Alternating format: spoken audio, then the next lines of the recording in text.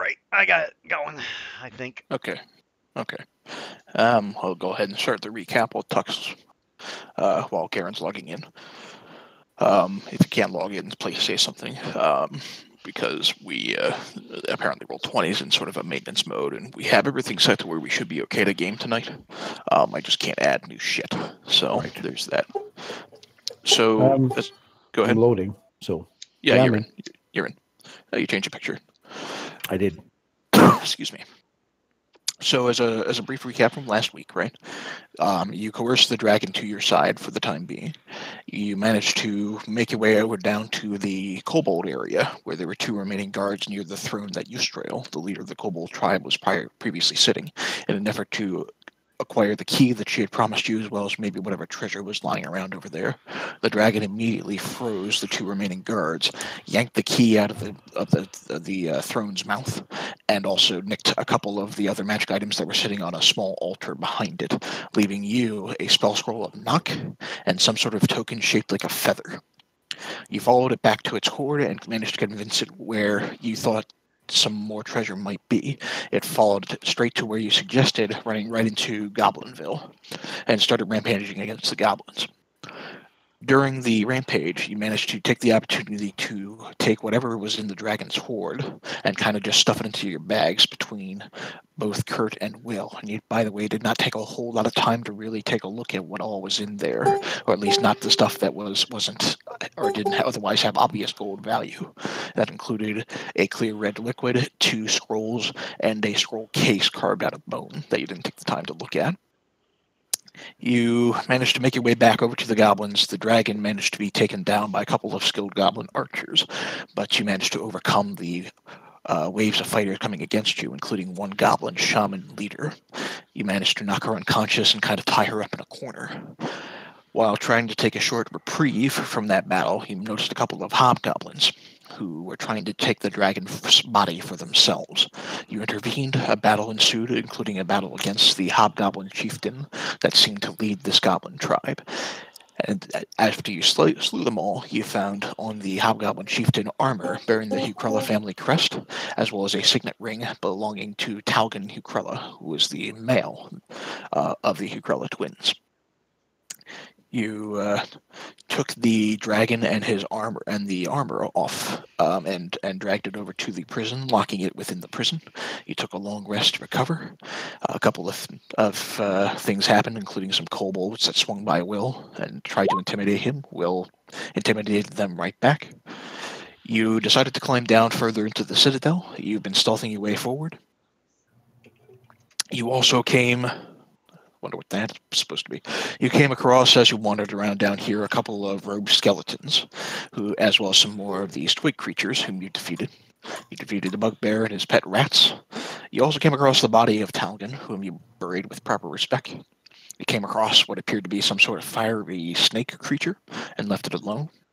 You found a ring, which you identified as a cursed ring of red skin, and you've eventually snuck your way between a bunch of goblins over here, where you encountered what appears to be some sort of bugbear gardener. You managed to take it out, in the process casting a thunder wave, which created a 300-foot sonic boom. At the moment, you're standing next to this recently slain bugbear gardener in what appears to be some sort of fungus garden. So, party, what would you like to do?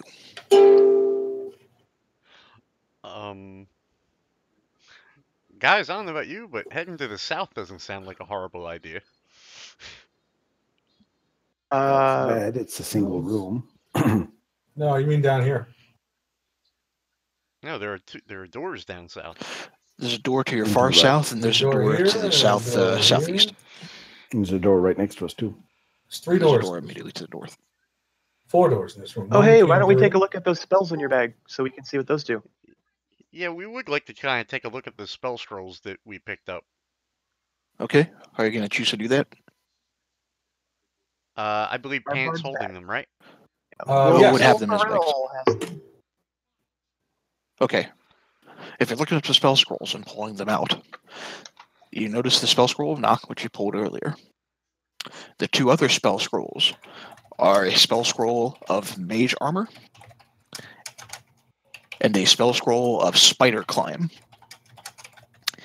The other scroll, or at least the other scroll-like object, it's a scroll case and carved out of bone. Bone case. Okay. You haven't opened it yet. Okay. If we try to open it, does it open? Are you going to try to open it? Oh, Will. Who wants to become the enchantress?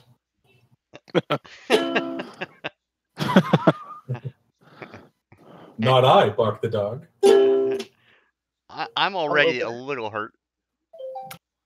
I hit That's things. fine. I'll open it. I don't cast spells. You try to open it? I will, if you'll allow Will to hold your tube. I want to take a look at it. Do I notice anything about how it opens? Could it possibly be trapped? I hold it up to light. Does it look like, is the bone thin enough that I could discern liquid either by visually or by shaking it? Make a perception check. Let's get old school D&D on this thing. Let's see, perception. Hey, Okay. all right. Judging by the make of the scroll case, it's actually fairly crude in its design, maybe made in a hurry. There's nothing on the case itself to suggest that it might be trapped, at least not at a cursory glance. And there's no, I don't think there's any liquid in it. Not that you can see. All right, I'll open it kind of away from anybody. Okay. It pops open. You kind of empty the contents. There's a parchment inside. As you open the parchment, it spells out a couple of words in Dwarvish. Do you speak Dwarvish? I do, I believe. Okay. At the top of the scroll, at the top of this parchment, it spells out the word Kondrakar. Now, I'm sorry. Kondrakar. Kondrakar. Kondrakar. Are you like that? And most of this parchment seems like it's been worn by time and maybe some water damage. But there are a few words that you can make out, which read, "The remaining few. By order of Durgadin the Black, we have created a secret dwarven redoubt. None shall find us. However," and the rest of the parchment is illegible. Reading that parchment, the name Kundrakar you've never heard of that. You don't know what that is. But the name Durgadin the Black, you have heard that. Well, your former bardic master, would often like to create ballads of heroes who have done extraordinary things in battle. And as the name Durgadin the Black comes to your head, you're reminded of a ballad that he was working on. And he never finished it, unfortunately, but it did center around Durgadin the Black, who was a known lord and warrior and smith. And you remember a few bars of it. And in just a minute here, it should be in your dungeon journal. Oh. I would like to say to super cool. I'd like to say to Will, if you don't need that scroll of mage armor, I will gladly use it. I don't know if you let's do smart things with them. You can you take the mage armor. I think I already have the knock because I think I picked that one up actually. Well, the knock and the spider climb are situational. Let's just keep those in a pack and break them out when we need them. Yeah. In fact, I'll hand that to you because I had it in my bag. That's fine. Question for the DM. Mm-hmm. I don't remember the rule in 5e. Can any class use a scroll, or only a class that can cast the spell? Only a class that can cast the spell. They don't have to be of the right level to cast the spell, but they have to have the spell within their possible spell. Okay, I guess I'll have to check to see if knock and spider climb are within the bard's repertoire. I'll check that real quick for you if you want. Well, I can check that on, as we go. You don't have to spend time on that now. Just it shouldn't take me too long. Let's see. You can cast knock. Okay. So you can use that one. And you cannot cast spider climb. You can use knock. You can't use spider climb. So mage armor and spider climb I'll hand over to Kent. Okay. Mm-hmm. Knock I will keep in my pack. All right. And for your benefit, Will, the unfinished ballad from your former master that he was writing on Durgan in the Black should be in your journal. Can't wait. Ballad of Dirt in the Black. By hammer and sword, the dwarven lord charged upon the orcish horde. Though he fled, the war chief's head now lies among the dead. He charged forth into the north in hopes of proving his lordly worth. That doesn't rhyme. I'll have to work on that. He hunkered down and raised a town in location a mystery to the crown. There's a song in there somewhere. I'll have to find it.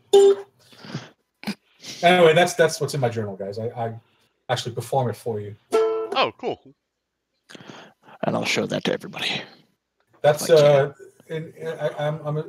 strikes me as an awesome hook for Life After Sunless Citadel. Out of curiosity, the word conjure card. You on the nose. Sorry, go ahead. Out of curiosity, the word conjure card, was that brought up with the awesome crit roll that I rolled early about the history of this place? It has nothing to do with the history of this place. Just checking, because I don't remember that first night. Mhm. I thought you didn't drink anymore. Do you really want me to start on that tonight? We haven't gotten there yet. You Maybe later. You thought the thunder wave was a bad idea. Speaking of that thunder wave, you hear thousands of footprints. No, I'm kidding.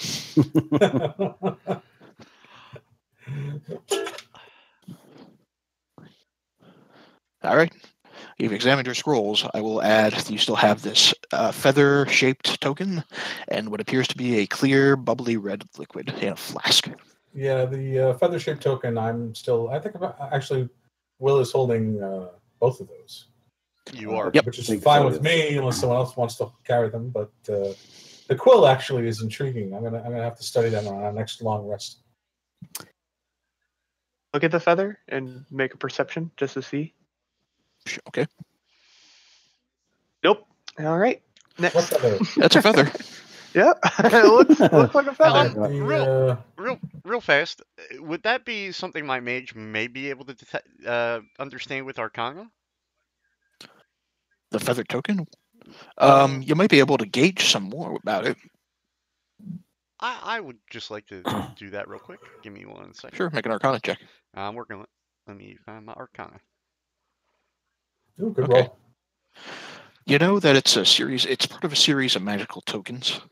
You don't know what this one does. You're not really sure the bulk of what they do, but you do know it's magical in nature. Okay. I tell the guys that. And I'm ready to progress forward. Will suggests that since you're already there, take a peek through that door while I check this other one. I'm going to listen to my door first and then crack it open stealthily.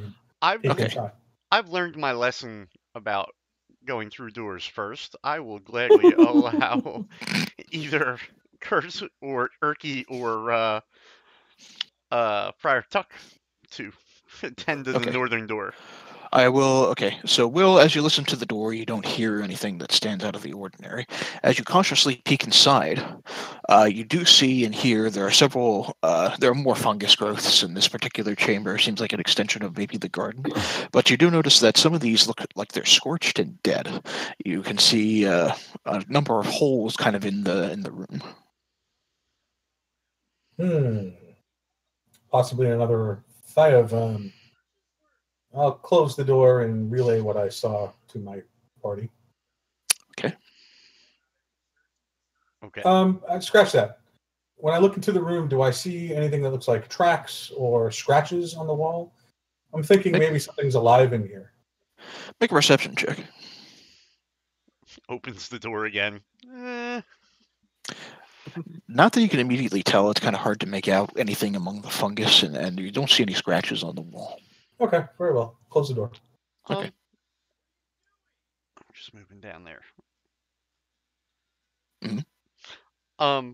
I don't know if they want to check the door first to the north, but I just want to check the area by the wheelbarrow, see if I see anything. Okay. By the wheelbarrow, you see maybe a couple of simple gardening tools, a small shovel, maybe a pair or two of shears, um, a couple of small fungi sit upon the table. And nothing in the wheelbarrow, especially, or anything odd about it. The wheelbarrow itself right now is empty, and there's nothing that stands out about the wheelbarrow. Just staring at it that really stands out to you. Okay. I would recommend our survivalists go look at those fungi.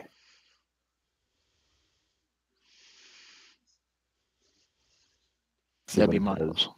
Because I have a strange feeling that room is full of it. Guy over here? No, down near the table. Oh, okay, sorry. And Guy. Okay. The fungus on the table is luminescent and it glows kind of violet. It just at the cursory glance. On the other room. It's more or less similar stuff to what's already kind of planted in the ground around you. It's all the same stuff.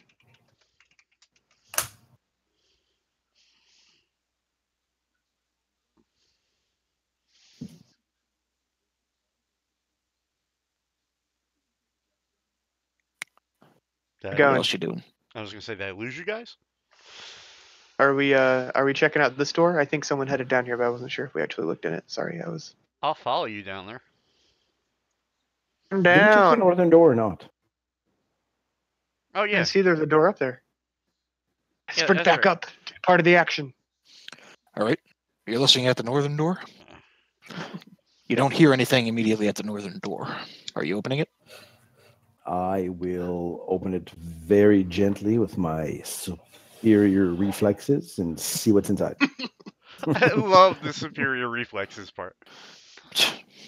Okay. Peering inside, it looks like maybe a hallway that's an extension of the one you're currently in. You can see the cobblestone continues onwards into the dark to the north, and it also curves around to the right. Okay. We might as well check the bottom door before we move on and figure out what's your best choice, I think. Mm-hmm. Right. I'll listen at the door. Okay, make a perception check. Boy. Oh shit, I just drew on the mapping. I didn't mean to. God damn it. I'll get rid of it. All right, listening near the door, you do hear what sounds like a lot of movement within the other room. Oh, I quietly go and get my friends and tell them to come the fuck down here so that when I open this door, I don't die.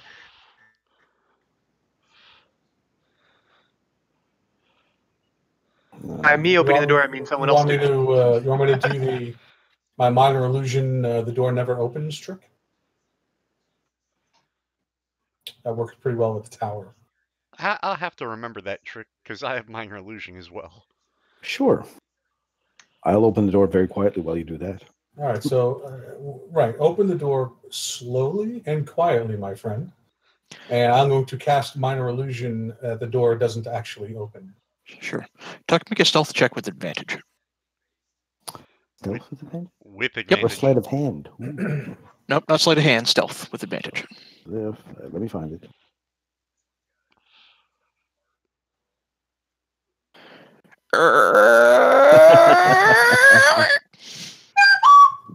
How can I fail at advantage?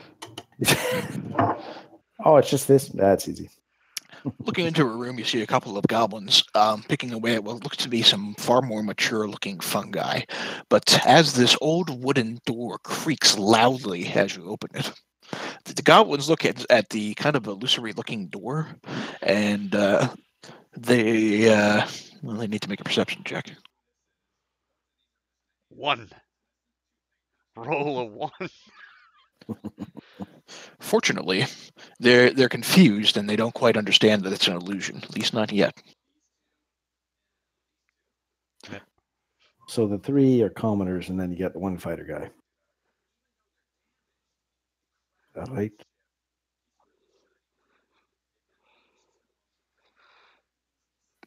As far as you know. What do you want to do? I don't know. You look like you have a straight line of sight to the mean-looking one. I think I do from this vantage. The mean-looking one kind of barks something at the commoner over here in Goblin, and he kind of puts down his shovel real quick, and he starts making his way towards the door. Guys, I'd let's shoot- attack so we attack I'd with shoot the the yeah. Shoot the angry one. I'd like to shoot the angry one with a firebolt. Okay. bow. All Shall right. we roll initiative? Before you roll initiative, go ahead and make your attack rolls, Sure. since hold you're on. doing it with surprise. 1 second. Well, yeah, whatever. You're all going for the angry-looking one? Yeah, the angry I one. was coming towards the door. As I shot at this one. All right, you're shooting through the illusory door. In this case, you can see them, but they can't see you, sort of thing. But they know something's up. You're shooting at that one? Okay. I'm shooting at that one. Okay. Kent, yours misses. Miles, yours hits. Will, Tuck, were you doing anything as part of this? I would have to jump in. How far am I here? Point of parliamentary procedure, sir.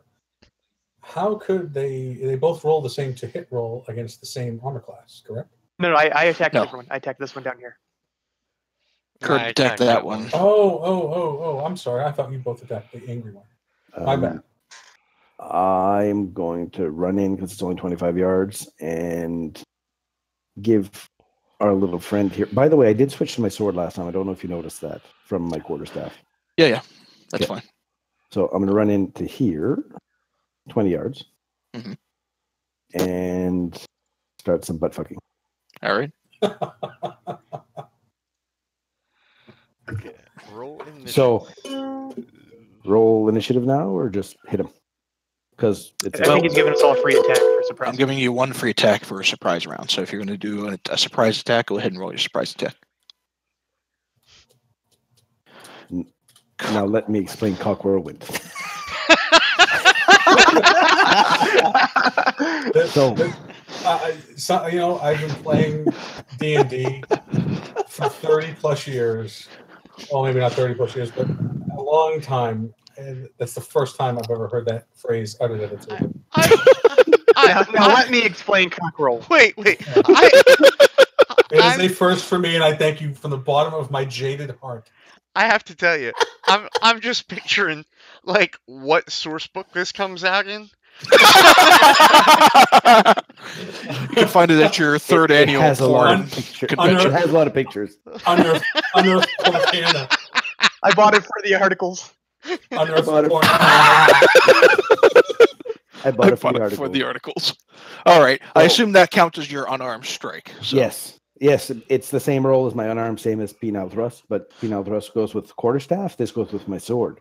I thought All it was- right. I slash him with my left hand with my sword while my cock's in my right, and I spin it in my hand and smack him upside the head. It's like a nun cock. All right. This is Your right out free of, attack kills this thing with 7 points of bludgeoning damage. this is right out of And you're Oriental happy as Adventures. you continue to develop your new cock foo. All right, Will, you get a free attack. What are you doing? I believe this is right out of Oriental Adventures, if I'm not mistaken. Oh, those silly. Oh, please tell me you're recording this. Oh, I am. He's absolutely recording this. All Awesome. right, so let's see. What to do. We'll just run in and draw the rapier and make with the stabbing. Okay. So I have to hold on. I have to switch instruments because now I'm going with the lute. Not that it matters for this particular round, but rapier. How about the? Yeah, that'll absolutely happen. And yeah, you very easily just kind of poke into this thing and he dies. Do we All right. do we need to roll initiative for the last No. one? No, you very quickly and easily take out the remaining three. This last guy is suddenly shocked, and Dies of a heart attack. he doesn't have a heart attack, but he kind of backs up, and he looks really, really frightened. Good questioning time. Yes, I was going to say, can I intimidate him? As if the cock whirlwind didn't intimidate him enough. Exactly. I'm just going to sit Intimidated there. me. I'm going to sit there and point at him with my cock in my hand, which it'll just flop back and forward just to prove my point. I would convince him to be my friend, but Killy would find a way to make me kill him.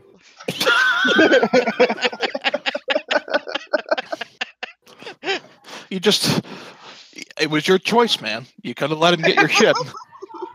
Adam, come here. Oh, that's hysterical. All right, Tuck, how are you intimidating him? So I'm going to hold my cock in one hand, and I'm going to make like I'm pointing the finger at him, like he's a bad person, but my cock is basically flopping back and forth, narrowly missing my head because it is quite long. And I'm going to tell him, listen, unless you want what happened to the last guy to happen to you, you're going to tell us what's going on. Okay. With a wonderful elvish soothing accent. I think we're going to have to get more. I think we're going to have to get more specific than what's going on. Where are the other humans being held? Right. We'll ask. Fuck that! Take me to the apples. I need the apples right now. I want to know what the hell's going on with all these fucking mushrooms. Are they magic? This goblin starts peeing his pants. He's like, "What? I don't. How?" Like he's overwhelmed. Try calming him down.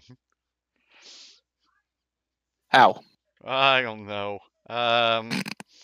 I'm going to take my cock and wrap it around my waist to not scare the villagers. Just to that'll calm him down. That'll lower the intimidation level. I would like to use minor illusion and make Gheren's cock appear 1 inch big.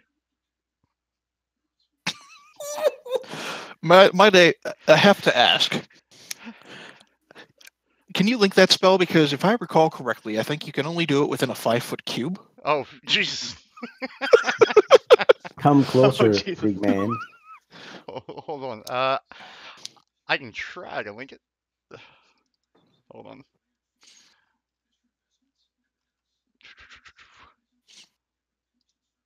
Come closer, I dare you. Yep, it's a 5-foot cube. So if that's what you're going to ultimately do, He doesn't have to get close. Yeah, but it affects a 5-foot cube. It's a 30 range. His dick is too big. Yes. That is exactly what he said in not so many words. I am so glad I have my headphones on. I'm glad you do too. It's a blessing. It's a blessing. Okay. Doc, make a perception check to see if you notice him casting an illusion on your cock. Please fail. Oh. Doesn't feel any different from what you're used to.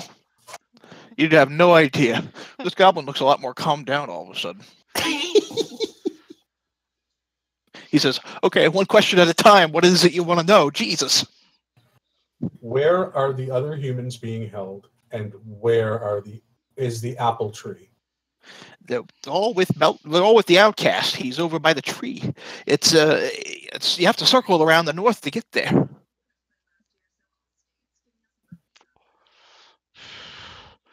Thank you, says Will, and he stabs him. Oh, Jesus! Make an attack with your rapier. Christ! See, he's getting into the mood now. He's trying to fit in. Take your pants off then. Ricky turns around and backs away slowly. Can we get this over with, please? I just want to take a quick search of this room, see if there's anything, because you said the mushrooms were bigger and all that and whatnot. They look a little bit more mature than maybe the little pieces that are growing around. Okay. I would like to search the motherfucker I cock slapped there. Okay. Both of you make perception checks. Hold on.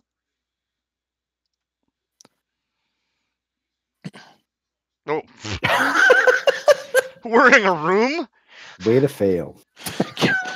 Kent, you have no idea if what's special about these what's special about these mushrooms other than that they're bigger. You accidentally stabbed yourself in the eye. I was going to say, does he even know he has a nose at this point? Like, you lost concentration of your illusion and it disappears off Tuck. Tuck, you don't even notice that his illusion was cast in the first place. But you do find, as you bend down, 20 silver on the goblin. Nice. I'll pick up those 20 silver and give them to our treasurer till the end of this. Thank you. Real fast, before we go further north, did we search the bugbear? Or did we just kill the bugbear last week?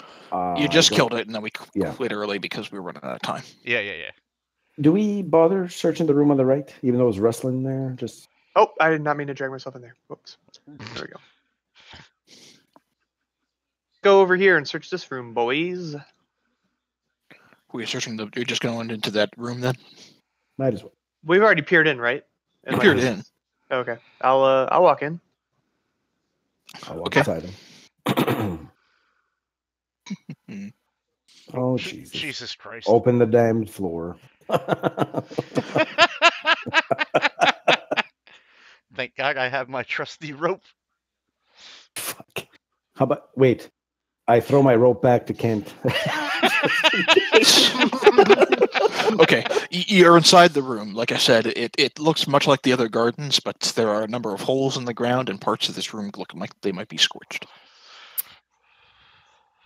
That's not good. How tall is the room? How tall is it? Yeah. About, let's say maybe 15 feet tall. Can I You said- see anything in this dim light? Make a perception check. You see scorched earth and a bunch of mushrooms. Oh, good. I'm going to I- step out. I'll proceed. Okay. Kurt, what are you doing? I'll looking around. What did you say was in here?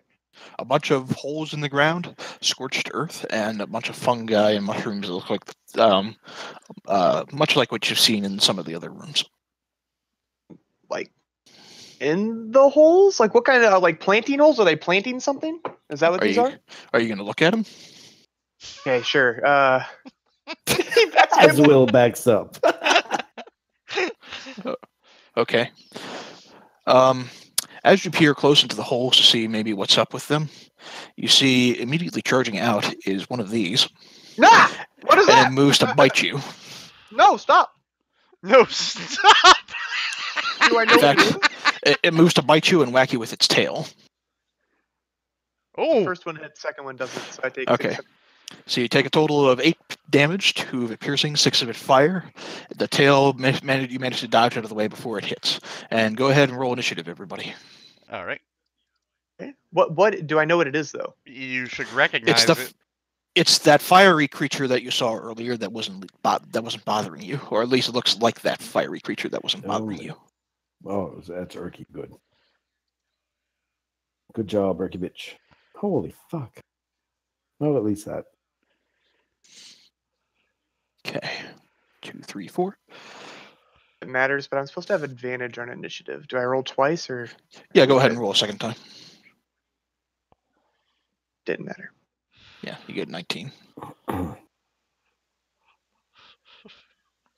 By the way, Will backing up one space was priceless when you went to look in the hole. Okay. Erky will go up first, seeing that Kurt just got bitch slapped by a fiery creature. He's going to move in, and he's just going to cast Cure Wounds on you.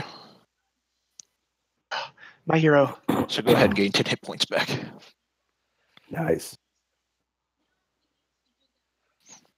Oh, I should be at 15, not 10. Oh, great. Kurt, you're up next. You got this fiery thing at you. So can I roll to see if it's an elemental like the other one was? Before I Well, the Just question. it looks more or less like the other one. So, and you gauged earlier that this is an elemental. This isn't a beast. God damn it. Alright, I'll scimitar it. Okay. How'd I do? The 10 will miss. The 22 will hit. So your second swing with the scimitar does kind of dig deep into this fiery creature, and it certainly does look like it hits. However, as you slice at it, there is a spatch of fire that looks like it cuts off of the snake. Okay. And that fire hits you for 3 points of damage. Piece of shit snake. Well, All right. It's You're its at turn 52. next. Okay. I went ahead and adjusted it, I think. Yeah. Okay. All right. It's the fire creature's turn next. And staying next to Kurt, it's going to once again attempt to bite you and attack you with its tail. Jesus! Go down right now. 5. That tail's certainly going to miss, but I know that bite certainly hits. That's 5 points of damage.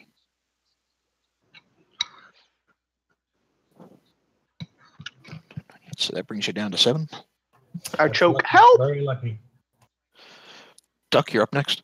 I might as well save the poor bastard. We're going to run forward Mm-hmm. and attack the snake, I guess, with...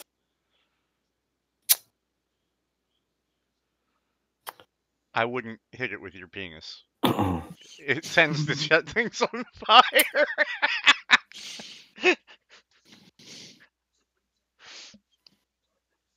I'm going to do this. Oh. Oh, flurry of blows it is, so please do deduct the key point. So that longsword will most certainly hit, and that will cut in very, very deep. Let's see. All right.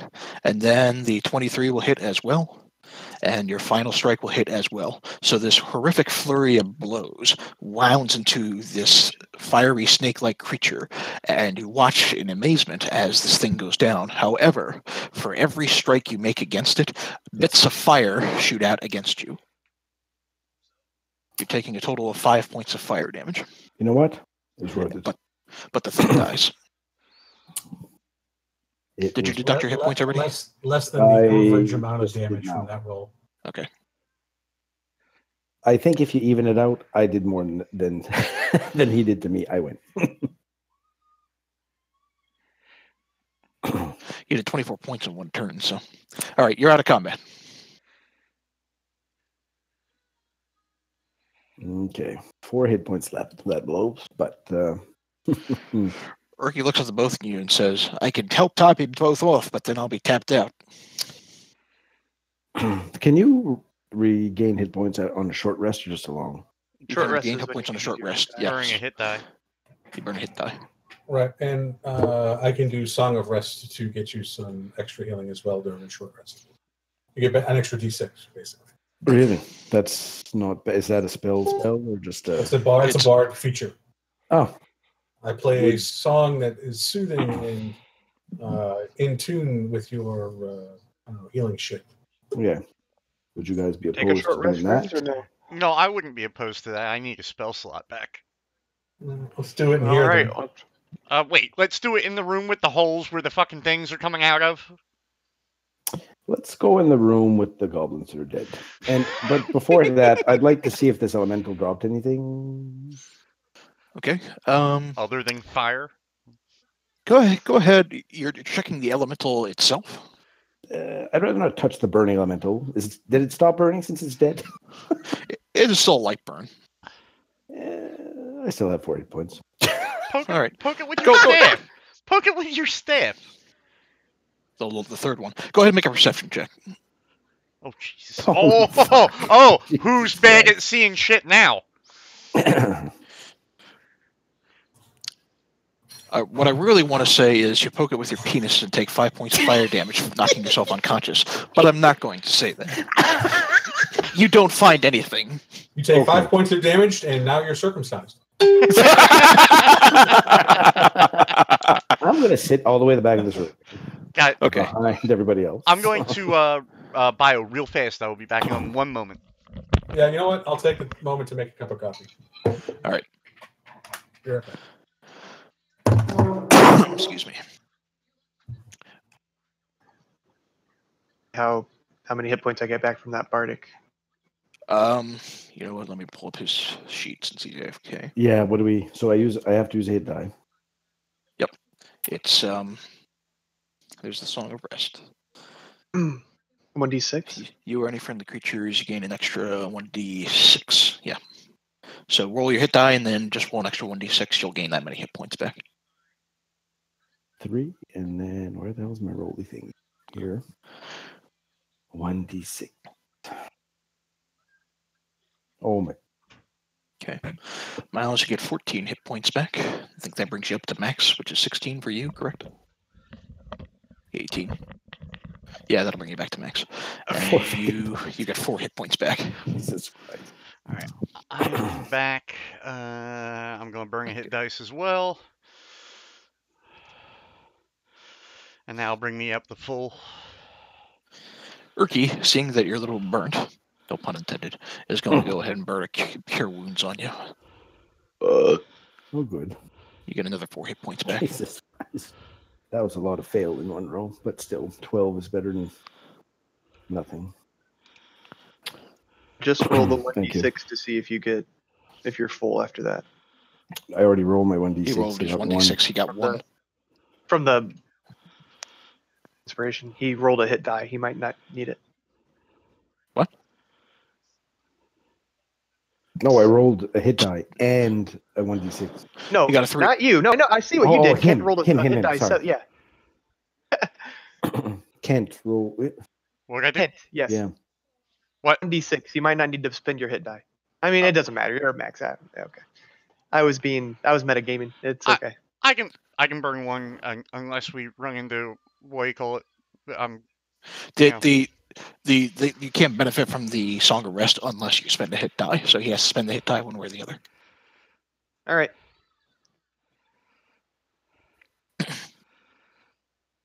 Oh, it does say you have to spend a hit dice before you get Yeah. 1d6 roll. Yeah, sorry. I'm back. He's going to go ahead and recover some of his hit points too, I think. All right, so short rest. So Yep. Refresh my memory. We can spend hit die if we want to. Yep. Song of Rest. Here is my Song of Rest. Yeah. Yep. Okay. Yep. And, They've already taken their Song of Rest benefits and everything, so that's all been taken care of. I didn't even get to play. I had the song and everything. Next time. I'll get you next time. All right. No, I come on. I get into the role, man. I've come up with some song. I like it, You man. can still play the Song of Rest. Go for it. I don't care. Okay, hold on. He's got this scripted right Wrote a song about it. Want to hear it? Here we go.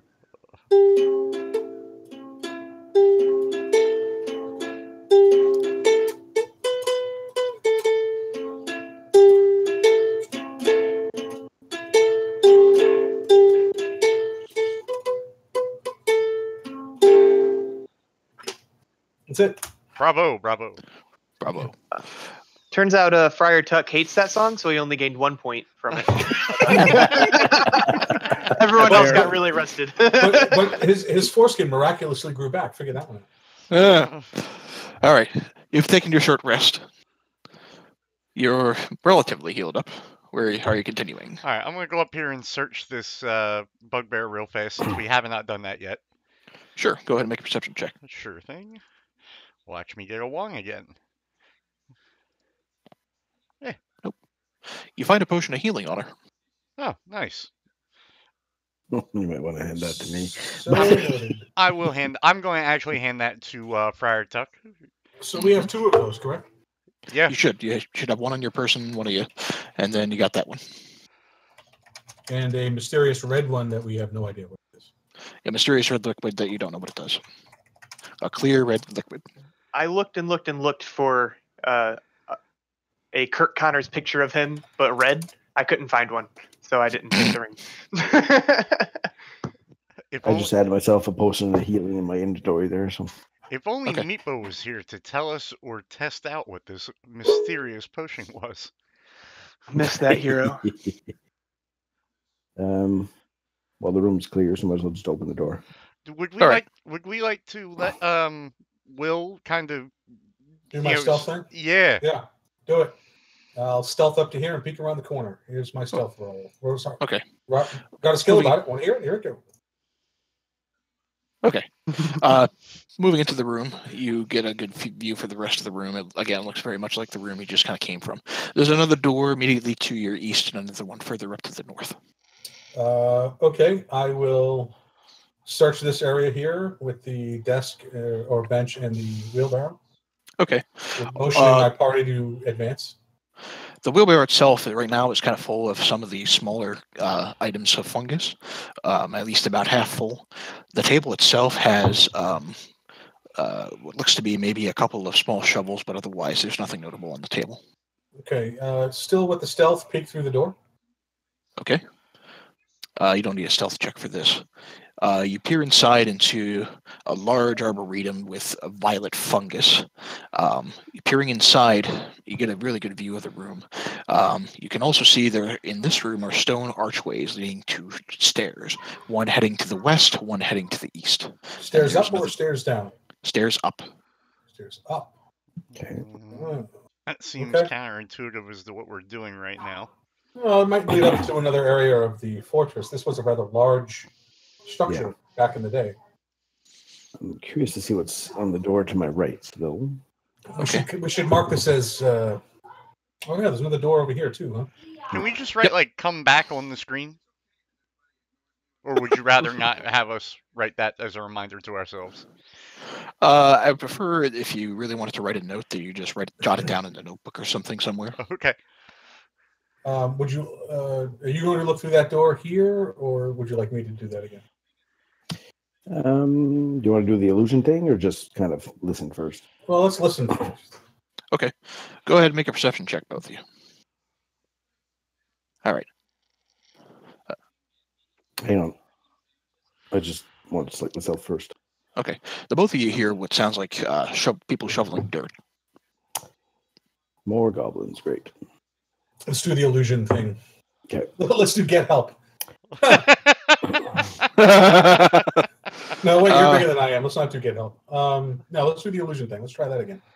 Okay. Go ahead and make a stealth check with advantage. That would be Utah. Yep. I'm looking. Stealth. Okay. Really? Fortunately, you're a little bit better with this door than you were the other one. Peering inside, you appear to see three hooded individuals, skeletal hands. They're shoveling and moving around some of the fungus in here. Let's avoid them. There's no need to be. Well, are we still looking for my character? We're still looking for the other bodies or the other people, right? Didn't we find the other body with the other skeletons? That goblin you intimidated suggested that they were with the outcast, the other tree. Okay. Sorry. Thank you. Yeah, let's close this door quietly and leave them be. Okay. Since the illusion's already there, I'm going to let you stealth check the door, or do we just close it? Just close it. Okay. You just close Closing the door. Right. And then let's do. I'll peek through that door stealthily. All right. No stealth check needs to be made. You do see the door continues down to the south into a long hallway. Oh, I didn't even see that door. Good looking out. Yeah, man, that's what I do. At least said something. I'll sneak up to here and peek around the corner. Okay. The rest of you following him, I assume? Yeah. Wait in the doorway. Let's not draw too much attention. I'll go here. Okay. Peering inside here. I imagine we're all in a line like Scooby-Doo, just sneaking around. Scooby-Doo. Okay. Now, peering inside here, you see there are dragon-carved granite blocks along this particular chamber's walls and ceiling. Much of it is crumbled and broken, however, and the floor is covered with stony debris. In the center of this room is a huge marble statue that looks like a rearing red dragon. The eye sockets are empty, but there is a red glow that lingers there that provides a dim red light throughout the entirety of this chamber. The radiance of this thing casts an inky shadow behind the statue's wide wings. In front of the statue is a 5-foot diameter circular tile of dark stone set into the floor. There are runes carved around the inner edge of this tile. All right, I will hold up a hand to Kent as if to say, hold on for a moment. I'm holding. I will cast minor illusion of myself walking from around the corner to go and stand on the square. To stand on the square, okay. Yeah. As much as I like that idea, minor illusion is a 5-foot cube. There's another spell that actually creates illusory copies of you, and that minor illusion wouldn't do it. Okay. I'll shrug my shoulders and. Do you have any ideas? Urky's only 5 foot, right? Right, guys? Well, here's the question: can anyone see the runes from where they're standing now? Well, not me, obviously, but you can't. Can't. We can't read them. We can see them, but we can't read them. Is that right? I'll move. You can see the runes, but from where you are, you can't read them. I'll move to here. Uh-huh. And by the way, there's also a door to your north. Yeah, I saw that one. I'll move to here and see if I can, if I can make out anything a little bit better. Well, what are you trying to perceive? Well, Can I see? Can I make out the runes from here? Make a perception check. All right. No. There Is are this no another one of those runes. fountains? Did I miss You have that? to get pretty close in order to really get a good view. All right, fuck it. I'll go close. So where I'm Fountains. okay. Well, never mind then. Okay. So you're getting as close as you can to the circular tile to kind of examine the runes. Yes. Yes. Without Okay. touching them, if I can help it. Will leans over to Friar Tuck and says, "Yes, let the brave ones go first." Yep, let's just hang out here. I'm leaning against the wall. Okay. Their All right. fountains were in Draconic. Can you read Draconic? I can. So moving forward, you do see that the runes that are on this thing are made of Draconic. But before you really get a chance to get a good look at them, the rest of you behind Kent watch as his shadow, raises up high behind him and attempts to quickly grab onto you.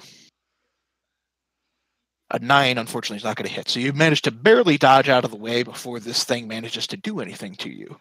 And then, before you really get a chance to turn around and react, the rest of you watch as this shadowy creature sinks back into the floor, into your shadow. Go ahead and roll initiative. Oh boy, this ought to be good. Well, Will, what do you have that can affect the shadow? Why nothing? Thank you. I can make fun of it like the best of them.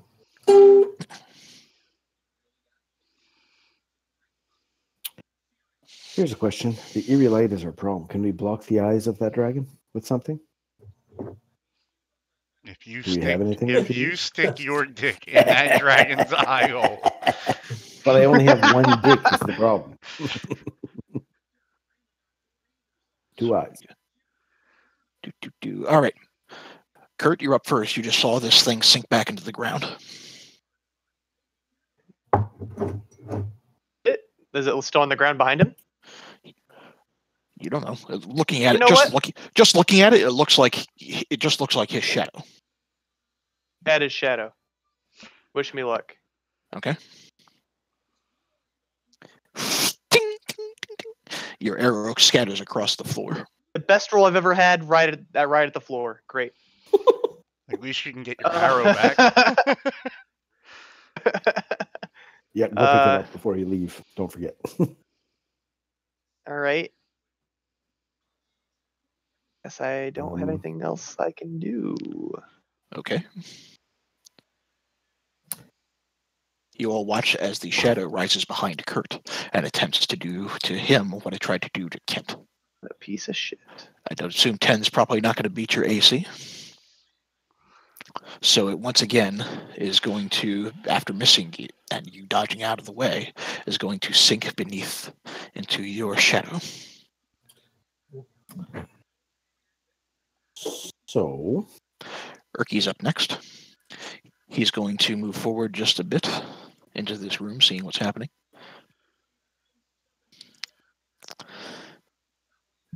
And he's going to ready an action. Will, you're up next. Okay, let's see. 5, 10, 15, 20, 25, 30. Will is going to try to read the tea leaves and quickly slide this way into the shadows, figuring if he's not casting a shadow from that red glow, then perhaps nothing will attack him. As the shadow mauls you. No. The entire back half of the room engulfs Will. Okay. Is that your turn then, Will? I will ready a dodge, I guess, a defensive action. All right. You'll dodge for the turn. Yeah. Tuck, you're up next. 30, 35. So I can sneak right next to Will, behind the statue, following the wall. No. Guys, I have to step away from He'll never sneak up from behind me. Okay. So I'm going to hit right here, behind the statue. Uh-huh.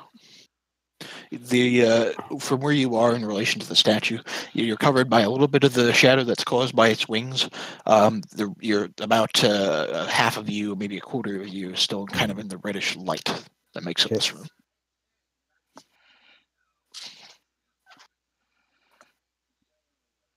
All right. Are you done then, Tuck? I would like to ready a dart. All right. Kent, you're up next. Am I in range to see the runes now? Yes. Can I make them out? Sure. You don't have to make any sort of check, but as you glance at the runes, while this is going on, it reads out the following phrase in Draconic. Let the sorcerer's power illuminate my spirit. And those are the runes that are on that block that's in front of the... Correct. Can you describe the block again? It is a 5-foot diameter circular tile of dark stone set in front of the dragon statue, and the runes are carved around the inner edge. I'm back. Sorry about that. It's the witching hour for my kids. I got to get them to bed. Right. No problem. I just started them getting ready, so I'm sorry. Go ahead. Witching hour. Would that be the entirety of my turn? Noticing that, or? No, I will let you do something cool if you try to do something cool. I would cast Fireball on them. How can I cast Fireball? I'm level 2. Or your Firebolt thingy, whatever that is. Fire spurt. Ready it. That thing.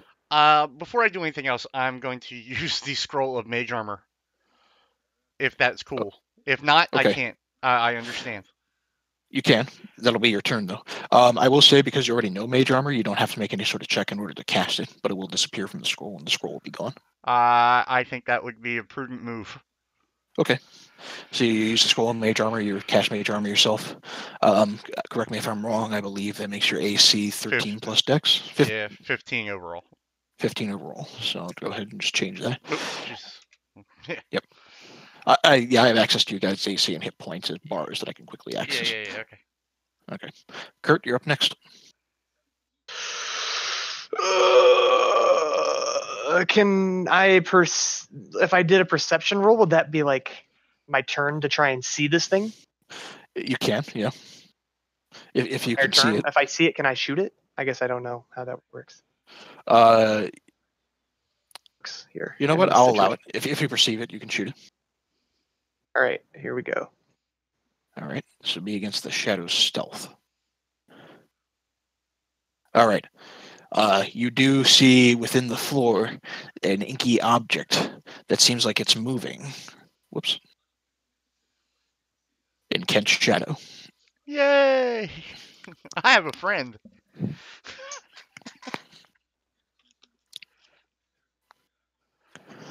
Okay. Yes, their 17 absolutely hits, and this time it hits. You don't hear any sound coming out of this creature, but it certainly looks like it hit, and it hurts. And can I throw my dart now or not? Since Urki and him ready to tax, are they able to use them now that he's seen? Hang on a sec. Oh, that's a good point. Hang on a second.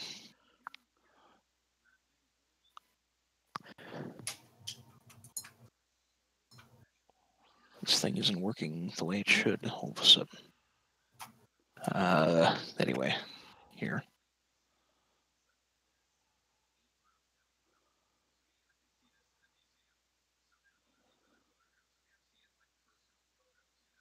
I don't know why it's not locking anymore all of a sudden. You're holding down Alt, maybe? Alt makes you not lock? No, change the way this thing works. Mine's still going right to the next brick. Yeah. There it goes. Okay. It flagged as a drawing. Okay, so you hit it with your arrow. So, all right. This thing's going to rise up and attempt to attack Kent. Before that, do they get to use their ready attacks? Yes. So Urki is going to use his ready check to cast Sacred Flame. Please hit with your Sacred Flame, Urki. Please hit. He does.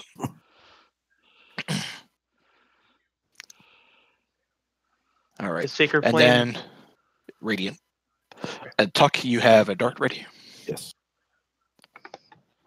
I do. Yep, that'll hit 2. This thing's on the verge, but it is still alive, and it's going to try to get one last attack off on Kent. Come on, 1.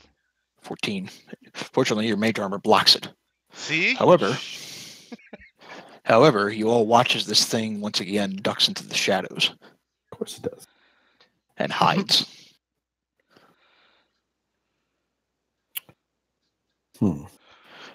Okay. Go ahead. Who's next? Erky. Erky is going to move forward, and he says, I think I have an idea. Hang on. And as he moves forward into the center of the room, he is going to raise up his morning star and cast light. And you watch as light emanates from this morning star, and daylight seems to almost engulf this chamber. And as you do, and as you're looking around, those of you towards the other side of the room can see what appears to be a moving inky blot along the wall behind Tuck. Will, you're next. Will. I'll whip around and try to make with the stabby. Okay. Have it? Here. Give me just a second. I will add, for the sake of this. So Erky's radiant damage goes through, and it really, really hurts him. But for those of you who've been kind of hitting this thing, it seems like as you attack it, that it certainly looks like it hits, but it looks like maybe it kind of passes through a little bit, as if it's as if you're kind of hitting wind.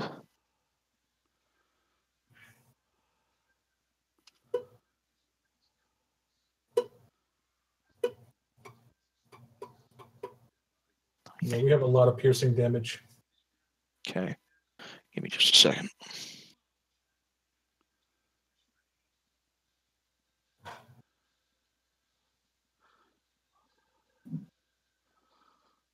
just want to make sure I have my numbers correct.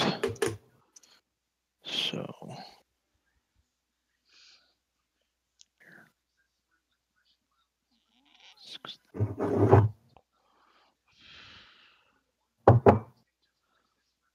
So 16 damage so far?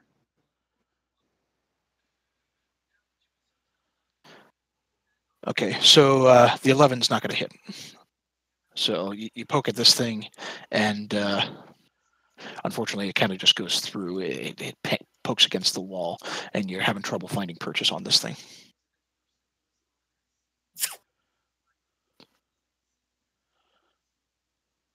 Tuck, you're up next. You can see where this thing is, or get a view of where it is.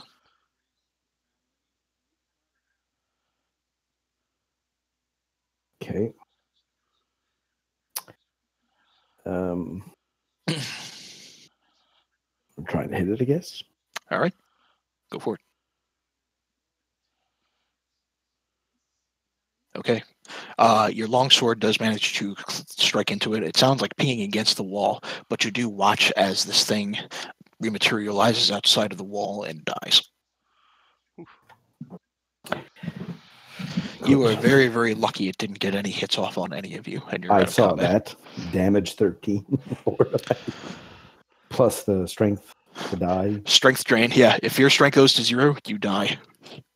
Will is going to climb the statue and use that robe that he took off that skeleton gardener and wrap it around the head of the dragon.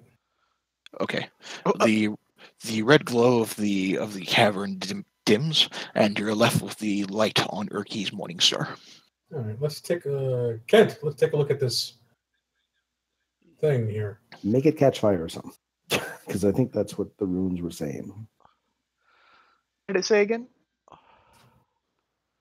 It said, illuminate. Remember that. It said, "Let the sorceress power illuminate my spirit." What's wrong with that? Oh.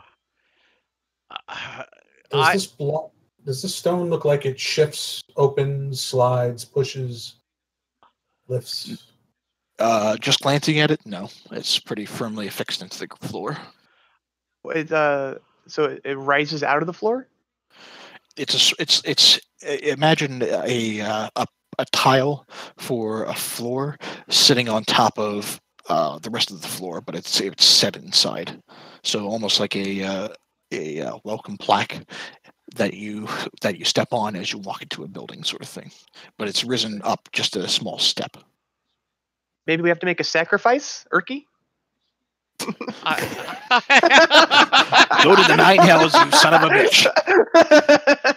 I'm just kidding, buddy. I would just like to point out that I had the mage balls to walk into that room.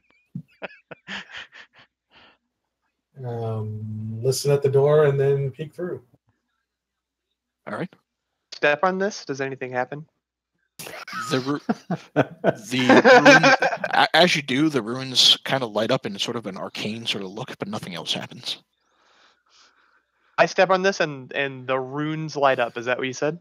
Yes, the runes seem to light up in sort of an arcane red light, but nothing else is happening. Look, it's a moron detector. All right. I have a strange feeling it's because we blocked his eyes. Let's just ignore that for now. Okay. I mean, I've said the words on the other two. Should I do it? Were there words on the statue or no? He's talking about the fountains. The other two fountains. Out loud? If you're going, hold on. Yeah, hey guys, back away.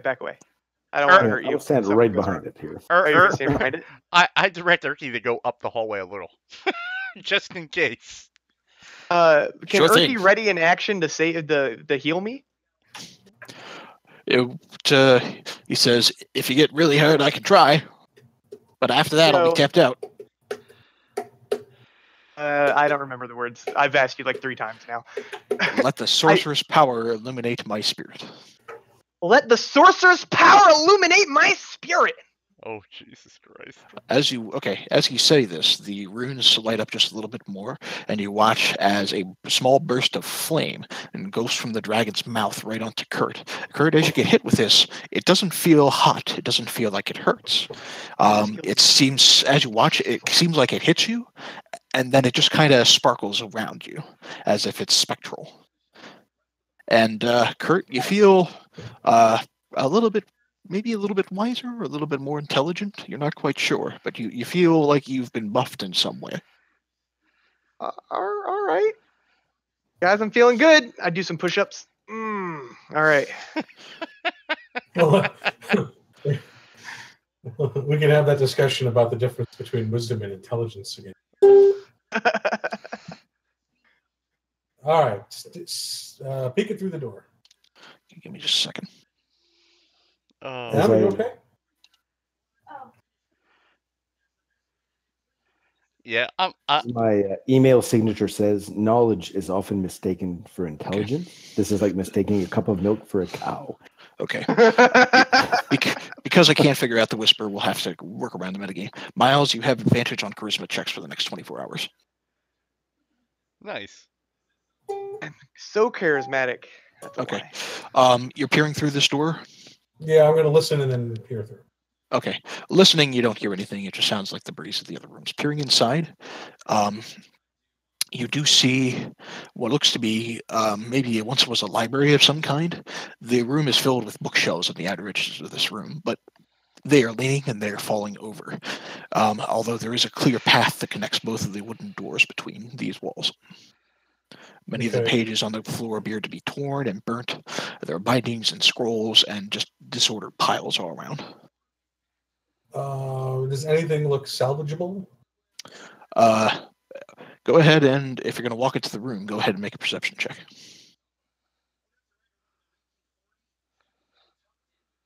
Yeah. Okay. Even with an 8, you do manage to find a die of bardic inspiration. Okay, go for it. Because that stuff just goes unused. 11. All right. With an 11, you do manage to find 2 additional spell scrolls missing in the wreckage.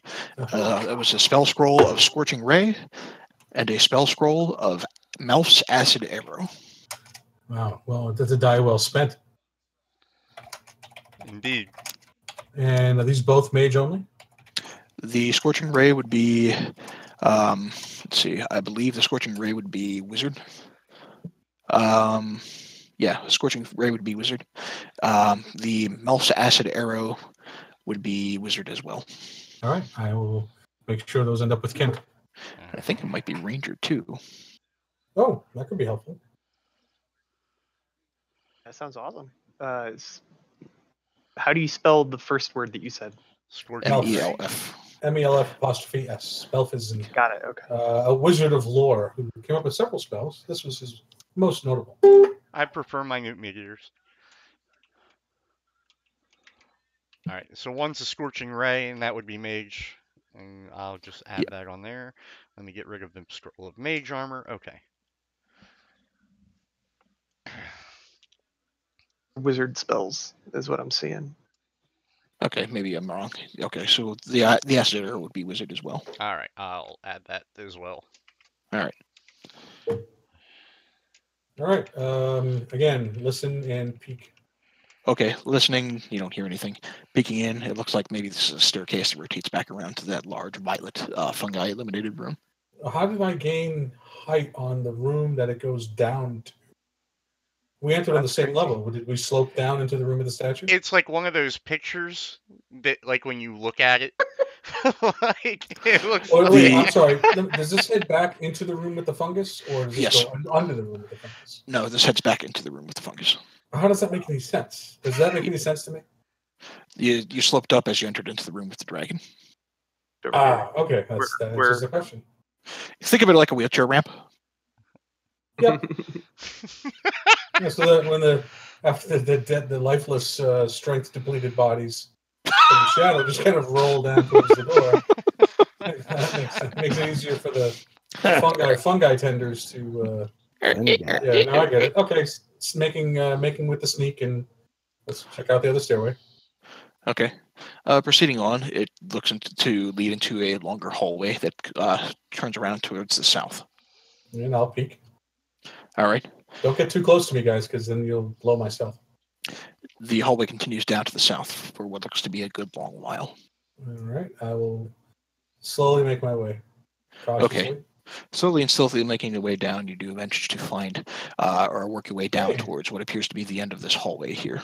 Look, I found your twin. Do what? Never mind. He said, I found your twin. No. So there are two doors at the end of this hallway, one that's further to the north, one that's further to the south. All right. I'll check this one if someone wants to check the other one. Okay. Sure. Will, are you listening, or are you trying to open the door?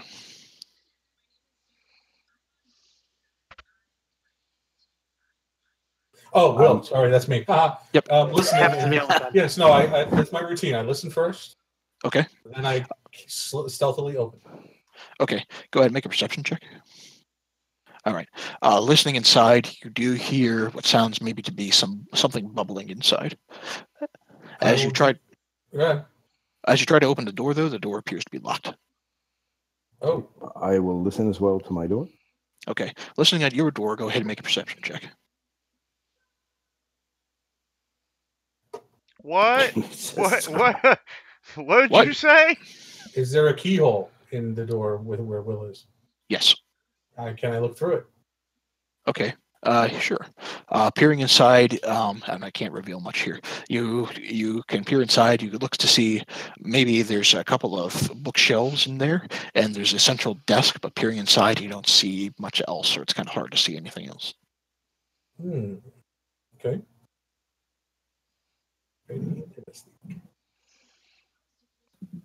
I wait to see what Friar Tuck comes up with from his door. Okay. I got nothing. He says it sounds good.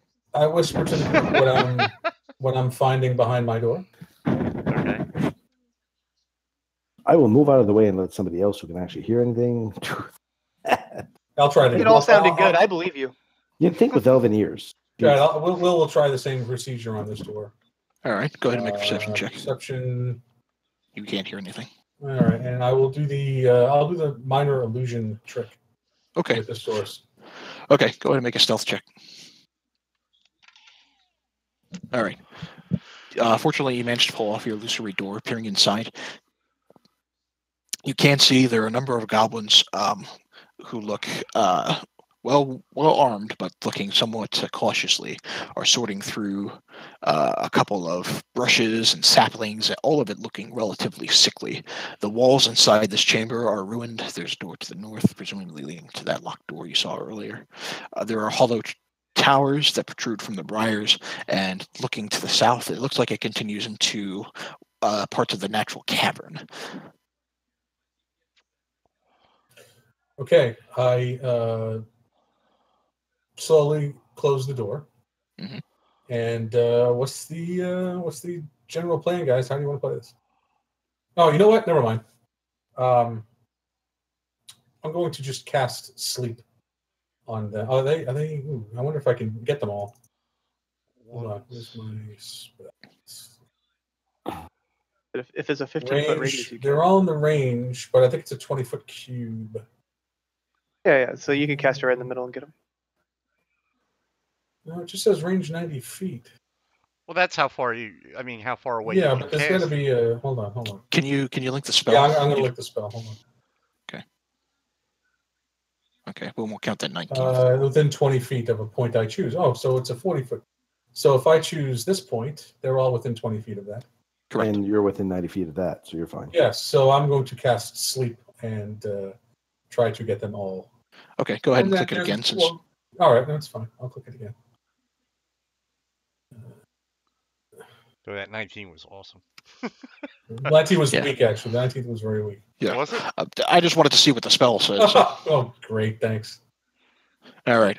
So you do manage.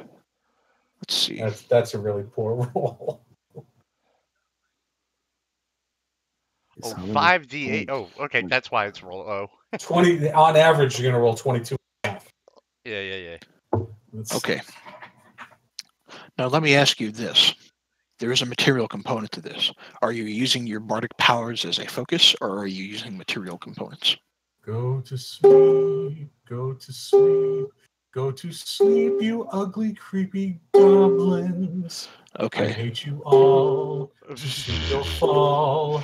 And then we'll make with the stabby while you're unconscious. Okay. Here's the good news. 2 of them managed to fall asleep. Here's the bad news. The other 2 goblins hear you doing this and move to attack. Go ahead and roll initiative. All right. Let's do it. Let the healing begin. Yeah.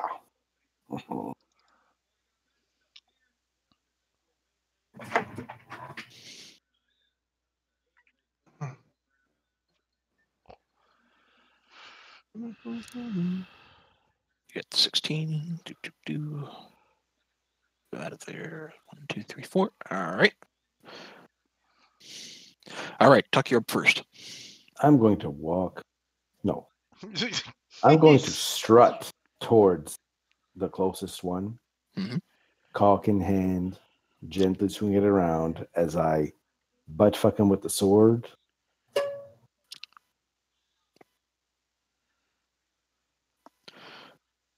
Smack him upside the head with my dick.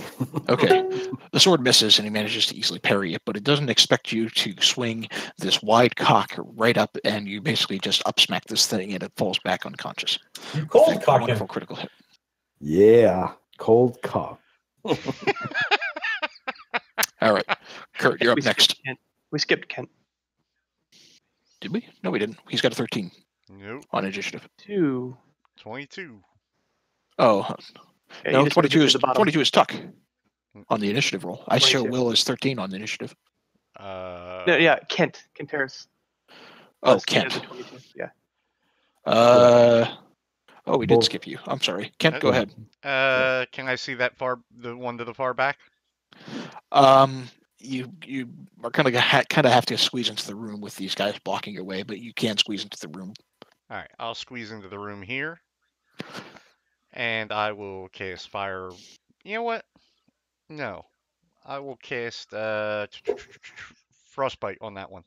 I want a hamburger. No, a cheeseburger. I want a hot dog. All right. You'll get firebolt and like it. Let's see. Just make a Constitution. Yeah, no, he takes that hit. So frost forms up around him. He starts chattering his teeth a little bit. All right. Now, Kurt, you're up next.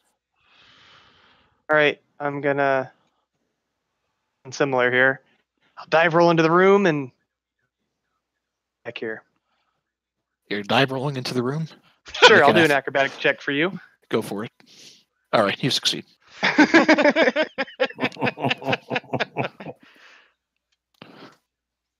advantage since he hasn't attacked yet. You just killed one of the sleeping guys. All right, your 16 is going to hit, and you watch as your arrow easily finds its mark, and the last remaining, or at least the last conscious goblin goes down. Kill them while they sleep. Okay. For the sake of this, you're out of combat. Okay. Because the last remaining ones here are asleep. It's blood. Put into this goblin's neck. Shall we? If you're attacking these things, do it with advantage because they're unconscious. He's just gonna slice his throat. I don't know. Oh yeah, I guess he might wake up. Yeah, Just kill it and then keep one alive. Which one do you want up left. Do you want to kill yours or should I kill mine? I've already said I'm slitting his throat. I can't go back now. Yeah, okay. Make a roll again just to see if you get a crit because you get advantage on the roll because he's unconscious.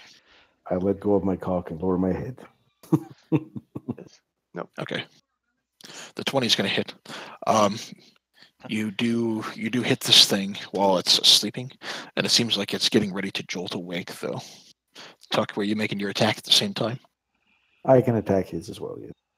Okay. And here we go. Okay, you miss. I haven't gone yet. I'll go now. We can't kill the sleeping goblin. There we go. All right. You manage to quietly take this thing out. It lets off a quick, sudden yelp as Kurt's scimitar finds it, but before anything more happens, you finish it off. All right, this one we want to question. I'll disarm him and nudge him awake with my foot. Okay. Pointing my rapier at him, I make the gesture, the universal gesture for quiet. Okay. All right. You nudge him awake. He goes. And he backs up to the wall and is looking desperately around for a weapon. I hold my rapier up to him and say, quietly now. Say, what's through that door to the north? It's the outcast study. You can't get in without the key. And the key is where? With the outcast. And the outcast is where? To the south, near the tree. Thank you, Stab. I'm beginning to like this bard fellow. I was going to say, I like this new will. Okay. Yeah, all right. You kill him. Make sure to take that advantage off. I just did. Yeah, I'm sorry about that. So, but thank you for letting it just play out cinematically. Yeah. And just for a giggle, I'm going to try the door. Locked. Yeah, I figured. Do we want to bother using the knock spell, guys? Maybe there's something in here we can use. That's what I was thinking. Yeah, what? I mean, we might as well. Don't look a knock horse in the mouth. Am I right? Wait. Just as a heads up, the knot spell also has some things that go along with it when you cast it. Much like my 300-foot sonic boom. So you know knock is something that would be on your spell list. However, you don't know the spell knock, and it's, if I recall correctly, a second level spell. Good call. So if you were to try to cast it, what would happen is you would have to make an intelligence roll, an intelligence check, and the DC would be 10 plus the spell's level, in this case 2. If you roll a 12 or higher, it works. If you roll less than a 12, you lose the scroll. Does he have a modifier? The modifier would be his intelligence modifier. Well, I mean, that's going to... So what are we going to do? Hold on to the scroll forever? I mean, eventually... Yeah, just try to use it. And if we can't, then we'll go just take the key off that guy's dead corpse. All right. We'll give the knock spell a try here. Go. Okay, go for it. What do I need to do here? if you're casting the knock spell, it's going to be your spell casting modifier, which I think for you is charisma. Yeah. Okay, so go ahead and just make a straight up charisma check. So not a saving throw, but a charisma check. A charisma check, straight up charisma check. All right. Jesus. You read the words aloud on the scroll. You wait a minute, and then you hear as the door opens. Oh, great! And so you successfully cast the spell, but the scroll in your hand seems to fade, and the words are now gone. It is simply a piece of parchment. Understood. What do I see inside the room? All right. Peering inside, you see the floor is actually a small layer of soil. On the edges, on the north and the west edge, actually the north and the east edges of the room, there are rough wooden shelves, and they're filled with all sorts of tomes and scrolls. And in the center of this room is a rough-hewn desk. In the center of this chamber, sitting on the desk, is some fungus, which provides some dim light, apparently in sufficient quantity to nourish what appears to be several small bushes and saplings that are also growing in the floor itself. Okay. Before I do anything else, from being in the room with the goblins, can we see any more down the south where it opens up? You can't from where you are now. No. Well, we would have when we were in the room. Yeah. Yeah, but can I with my elven sight? Okay. Peering down into the room, you can see bits and pieces what appear to be ruined wall, as well as a number of sickly black, white, maybe a little bit of green-looking briars. But it continues on into a natural cave leading on to the south. All right. We should search. Will proposes that we should search the study very well. Okay. There might be a lot of value here, and there might be a lot of information here. Okay. So we should all come in and take a search attempt, including searching that desk for hidden areas where something might be dashed. I would check the floor because it was bubbling earlier. The floor isn't bubbling. It's just got a lot of. It has a couple of bushes that are made of this luminescent fungus. Okay. And it lights up the room sufficiently. Let's search these bookshelves. I would say all of us to see if we can find scrolls or books of note. If we're searching, and would this be more like investigating, or would this be straight up perception? This is going to wind up being straight up perception. Are you all searching the bookshelves then? I'll search this desk, I guess. Okay. For hidden compartments, search the desk. Okay. But yeah, I want to go through the tomes and the scrolls. Okay. I will do the same. All right. Go ahead and roll your perception check, Tuck. Okay. Well, you're kind of looking through a lot of the tomes. Most of them look kind of old or otherwise worthless. Miles, with your perception roll, looking at the desk or around the desk, you do find a couple of cubby holes, and within them you find a total of 365 gold pieces and 4 agate gems worth 20 gold each. All right, I hand those over to our treasurer. Got it. So noted. Just throw them in his bag. Now, for Tuck and Kent, between the two of you, Tuck, you find a couple of additional spell scrolls, including a spell scroll of Entangle and a spell scroll of Protection from Poison. Kent, you find 2 books, none of them scrolls. One, it looks to be maybe a tome on druidic theories on the cycle of life and death. The tome is probably worth about 150 gold. Oh, I'm sorry, what was that again? A tome on druidic theories worth 150 gold. And you also find I'm sorry again, Kelly. How much? 150 gold. Sorry, I'm just typing. That's perfectly okay. Feel free to repeat. I want to make sure you have everything down so that you have it for later. All right. And then, Kent, as you're fiddling through some of the additional books, you do manage to come across an interesting tome titled in Draconic, Treasures of the Fire Lords. I would like to crack open this book and see if I can read anything in it. Okay. Anything of note. Okay. As you crack open the book, it burns me to death. As you open the book, you see a blast of magical energy erupt from it. and it erupts in a 20-foot radius, which means it's hitting everybody in the room. Fuck me. I would like you all to make a dexterity saving throw. Now it's a saving throw. Ow. Yay. Okay.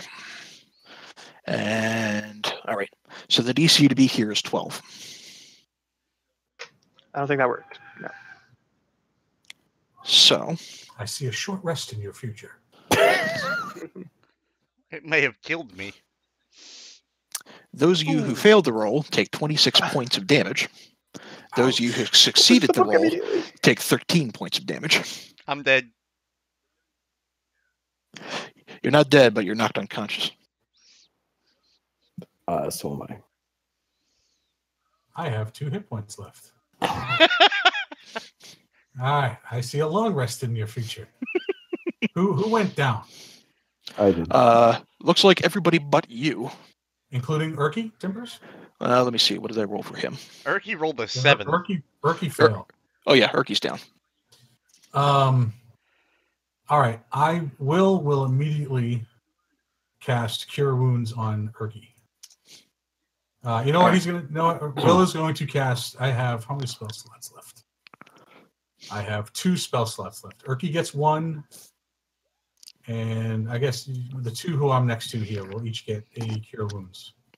Okay. Let's see. Cure Wounds for Erky and Cure Wounds for Connor. Okay. And that's my spells. All right. So who's getting the second cure wounds? I'm sorry. Connor. It was me. Kurt. Okay. So you two both wake up. Erky's going to run over towards Tuck, and he's going to cast his final cure wounds on him.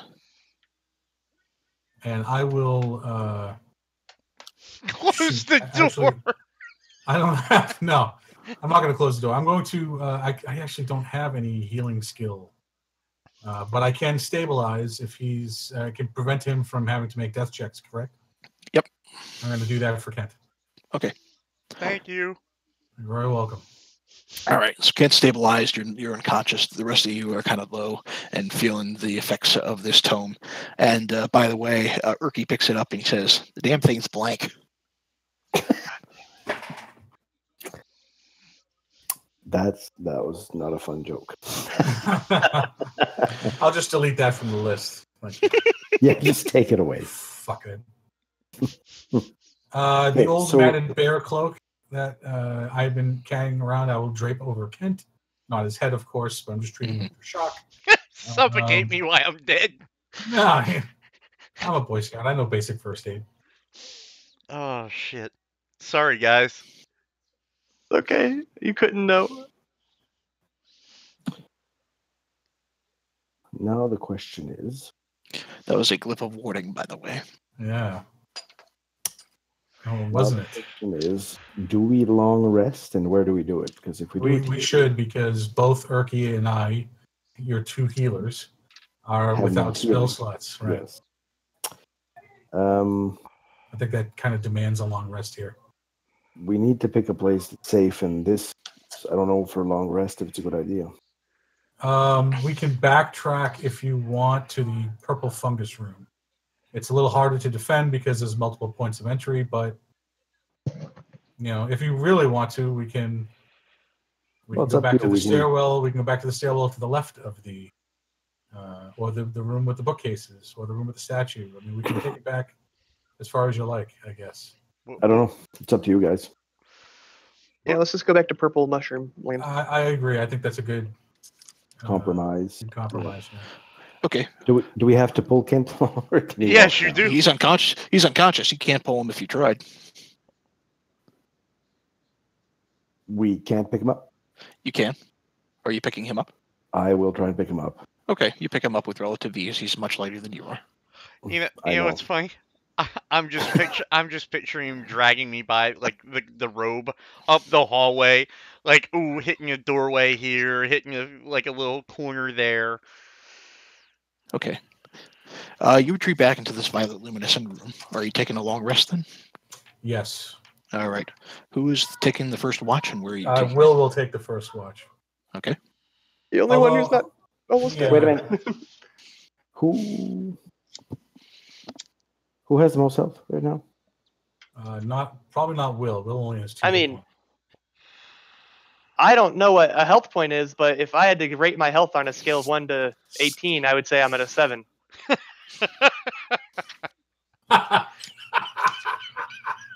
Can I split my long rest in 2? No. It has to be you do get 4 hours. Yeah, it has to be 4 that's hours. what I mean. It has to be 4 hours consecutive. Yeah. Yes. Oh yeah, you're probably right. Can I go first to rest, is that and what you're then saying? I'll take over for the rest of you after my 4 hours is done? Yeah, so 2 of you cover first. I'll cover the end completely. I don't have a choice. Yeah, well, I know you don't have a choice, but the other 2 do. So. Yeah, fine. Will. Yeah, 2 hours of the 8 can be spent and watched. So yeah, that's fine. Okay. For All right. the first 2 hours. All right. Will's going to put himself here so he can listen up the stairs for anything coming from there, and also see anything coming from here or from here. Okay. I'll And move to the before- other I'm upstairs. And before I fall asleep, I'm going to tap Kent gently on the forehead with my cock and say, "Tisk tisk." Tisk. Whisper in his ear, "You did this." No, I whisper in his ear, "You brought this upon yourself." Okay. So you all take your long rest. Will, is there anything else you'd like to do as part of your long rest while you're taking watch? Yeah, I would like to get to know intimately that feather token. Wait, Okay. intimately? I'm going to study it. I'm not going to jam it up my. Okay. Okay. Let me pull up But the I know details. you need to get in tune with, or attune to certain items. Mhm. Simply by spending a long rest studying it. Mhm. We'll do that with this feather token. Okay. As you pull out the feather, go ahead and make an Arcana check. Okay. Love being a bard. Hold on. Okay. Although you can tell the item is magical in nature, you get the sense just studying the object that this is more of a one and done sort of magical item. It's not something that requires any sort of attunement. Oh. Do I get any sense as to what it does? Not without you trying to use the token yourself. Well, see, that's the rub. If I try to use it and I use the one charge on it. What? Real fast, and I know I'm knocked out here, but would an identify thing tell Yes. that? Okay.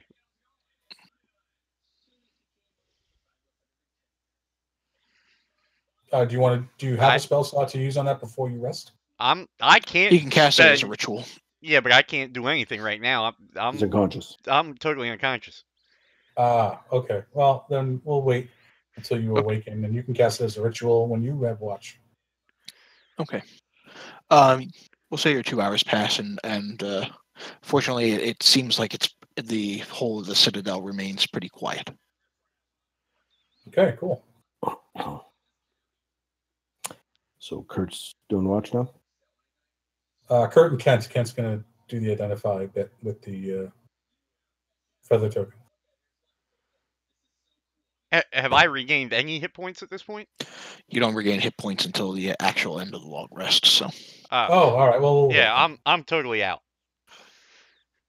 You're basically totally out until 8 hours have passed. So, Will, your 2 hour watch has passed. Who are you waking? Friar Tuck. Okay. He's waking. Well, no, okay. Kurt or me. Oh, maybe. yeah, it'll be me, and then he'll take the last 4 hours by himself, right? Yeah. Oh, very well.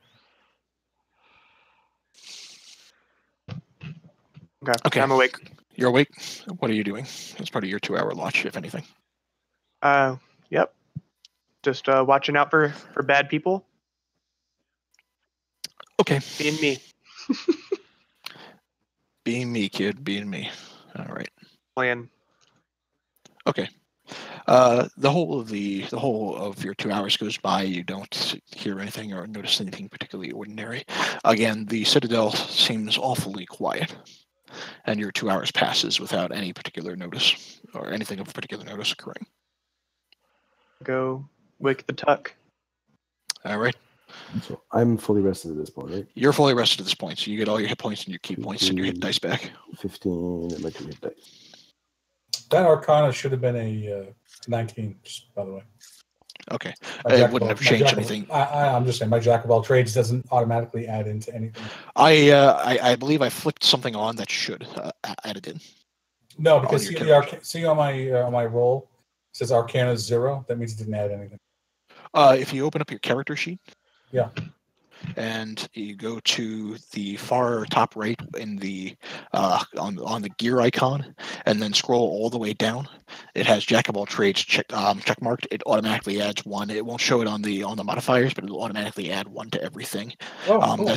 So, like if you go to your core, if you go back to your core, you look at your acrobatics, you have a modifier of 3, or you have a dexterity modifier of 3, but it's giving you 4. It's already applying the Jack of all trades there. Oh yeah. Oh cool. All right, never mind. Sorry. Okay. Oh wait, yeah, because that's right. Because my int is a -1 and Arcana is a 0, so that makes sense. Yep. My bad. Thank you very much for that. That's very nice. Yep, I thought about that at the end of the last session and thought, I wonder if there's a toggle for that. Great feature. These character sheets are awesome.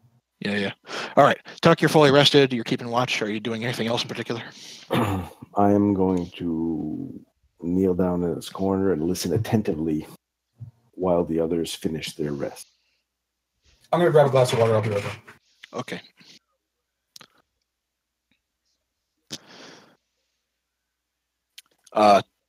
Tuck, as you're sitting there and just kind of keeping an eye out, kind of trying to keep watch, you watch as wandering into the room is just one skeleton, but it doesn't notice you, or at least it doesn't seem like it notices you. Don't talk to it. It just kind of wanders around and starts shoveling the purple fungus here. So I'm going to keep a close eye on it, but I'm going to leave it be. Okay. It's just going to continue to shovel and move around some of this fungus. And then it's going to move over here and shovel around a bit more fungus. About 2 hours passes while it does this. Your companions are sleeping soundly. And then it wanders out of the room to the south. Perfect. All right. We'll say our long rest is over and everybody is fully rested and restored. Okay. So all the way back up to hit points. Your hit points are all the way back to full. You get all your spell slots back. I will say, Kent, your mage armor. Yeah, I know. Off. I'm already adjusting that. Mage armor wore off. We get hit die back. Correct. Get your hit dice back. Get all your good shit back. Okay. And they've already got Will set. Okay, you're well rested. What happened? The last thing I remember was opening a book and then it was all a blur. Well, I decided you were being dumb, and I slapped you in the forehead with my cock and then knocked you unconscious. Oh, Jesus Christ. That thing's way too powerful. I've been told that more than once. It doesn't fit within a 5-foot cube. By many male people, I assume.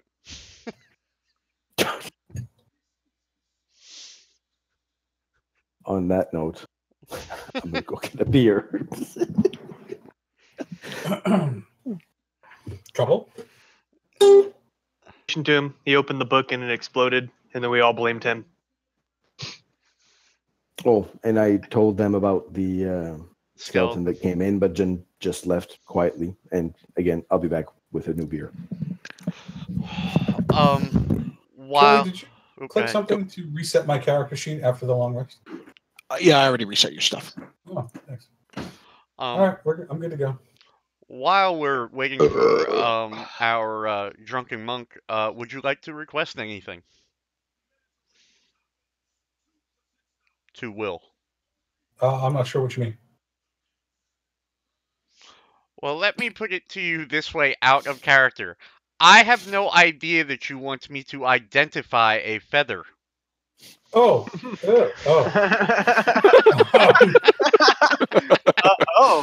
All right. You were so good about figuring out what went on with that magic ring. Maybe you could do something about this feather. Okay. He hands it to Kent. Killy, I'm assuming we're going by the deduct 100 gold until we actually have the way columns, or no? Correct. Okay. Well, yeah. It was 101 silver, I believe. 100 gold, 1 silver. And that's just going to be the general rule, yeah. Okay. Then I will use it as a ritual, and I will cast Identify on the feather for All Will. right. And thank you for saving my life. Cool. That's All right. what I do. So this is the item. It, by the way, is the tree token. Ooh. Ooh.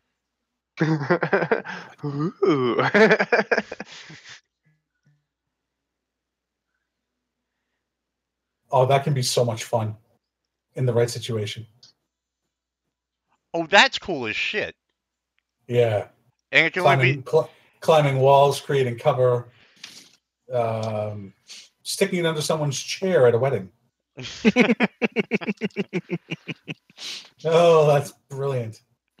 We'll hold on to that one. I got to make a note on the ledger.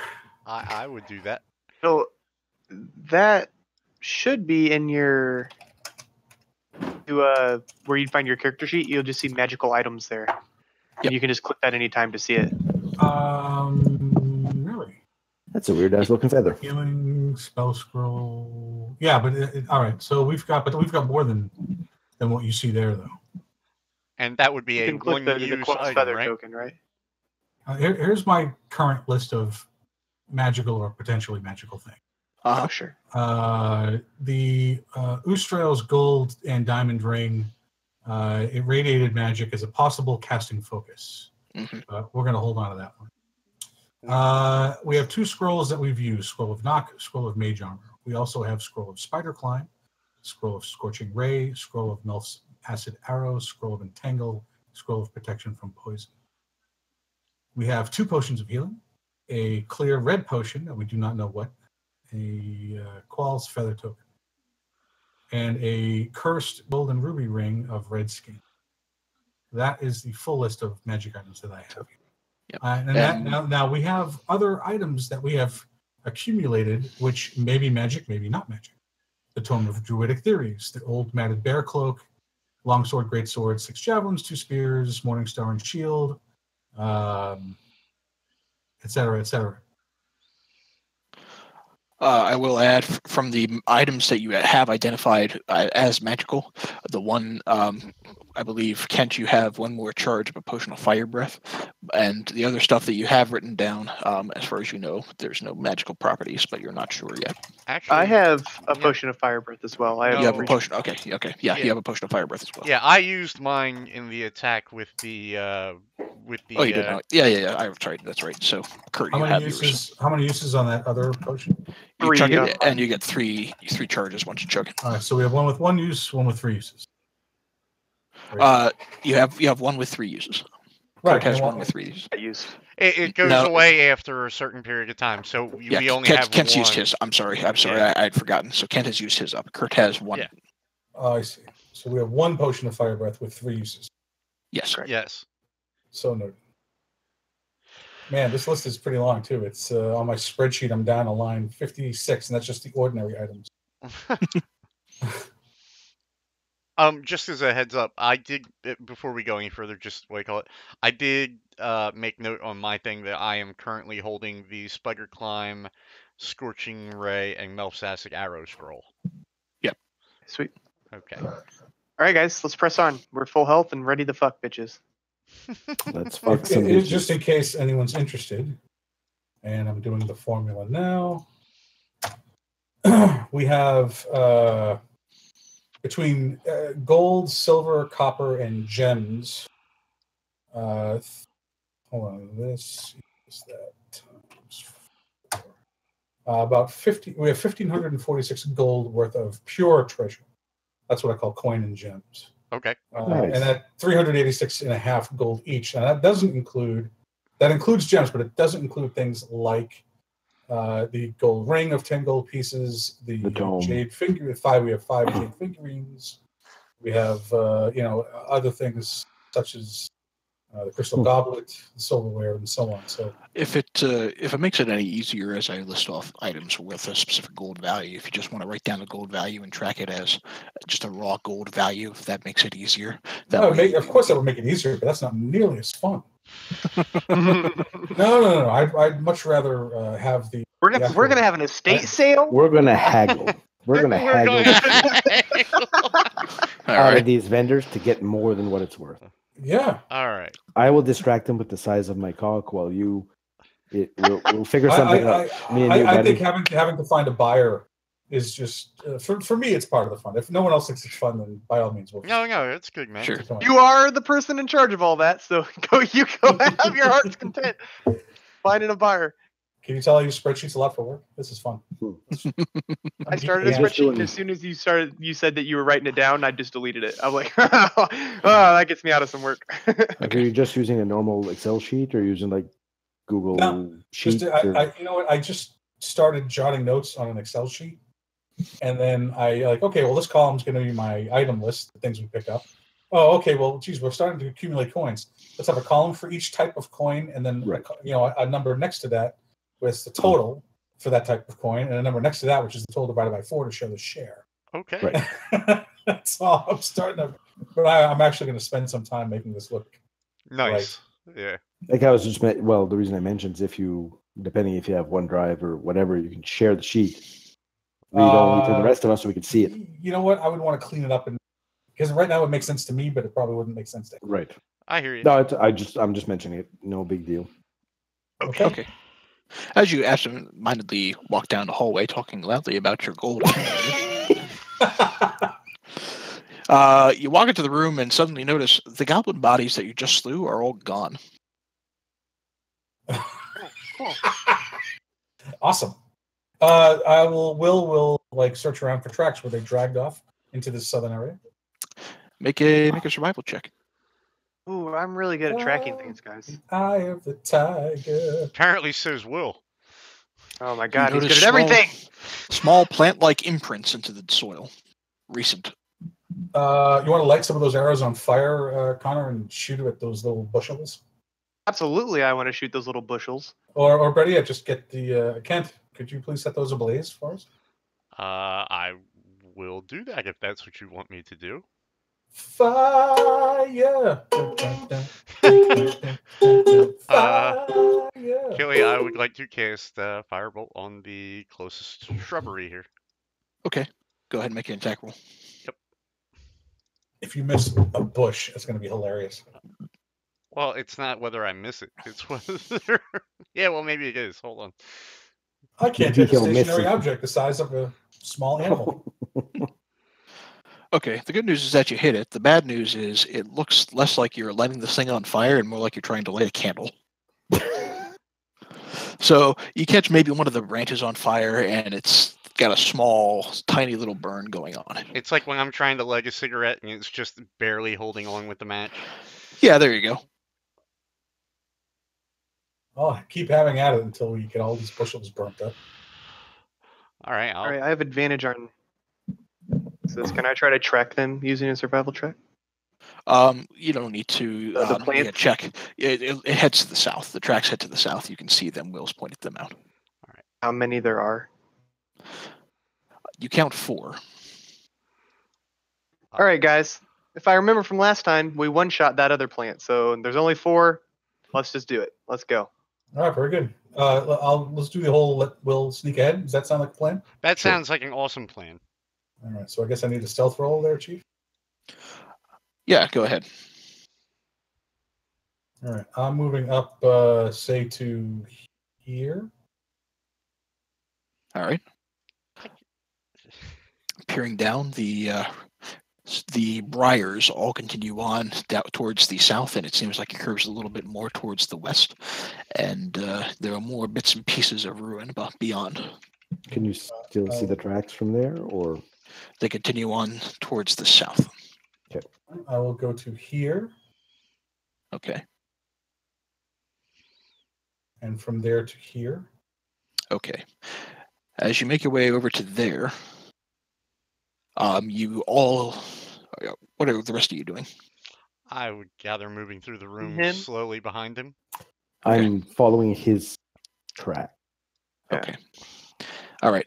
Well, as you get to about there, all of you hear the rustle of branches moving all around you, and watch as a number of these twig creatures begins to animate. And I'd like you all to go ahead and roll initiative. Oh, Jesus fuck.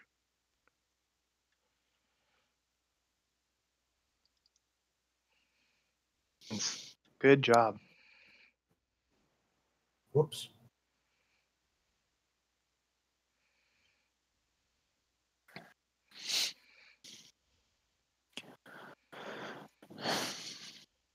Okay, so 1, 2, 3, you got double nines. Alrighty.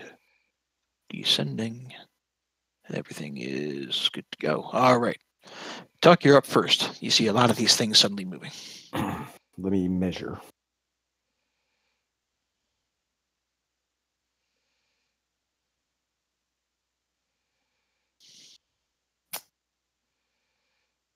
Well, shit. Can't do that. I could, That should be the shield. 15. I can do 30, right? I can do 35. You can do, I think, 35. You can do 45 if you ditch the shield. Hang on. 20, 25. 45 that it's a shield. But Kurt, does Kurt have a line of sight to the one there, or does the rock outcropping block him? Kurt, you'd have line of sight to that one, yes. Okay. Where Will currently is and the light that's next to him, you don't have line of sight to that. No, right.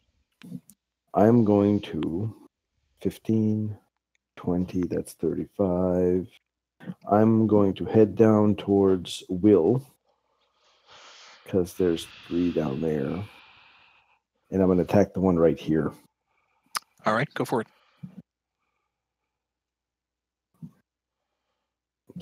So okay. The 12 misses, the 25 most certainly doesn't. You punch this thing and it shatters into a million tiny little twigs, things. Twig things. Anyway, it's dead. All right. I assume that's your turn. Yes. Okay. Erky's up next. He's going to wander on down here. He's going to attempt to cast. You know what? He's going to wander on down here and he's going to attempt to cast a Sacred Flame on that southmost one that he can see.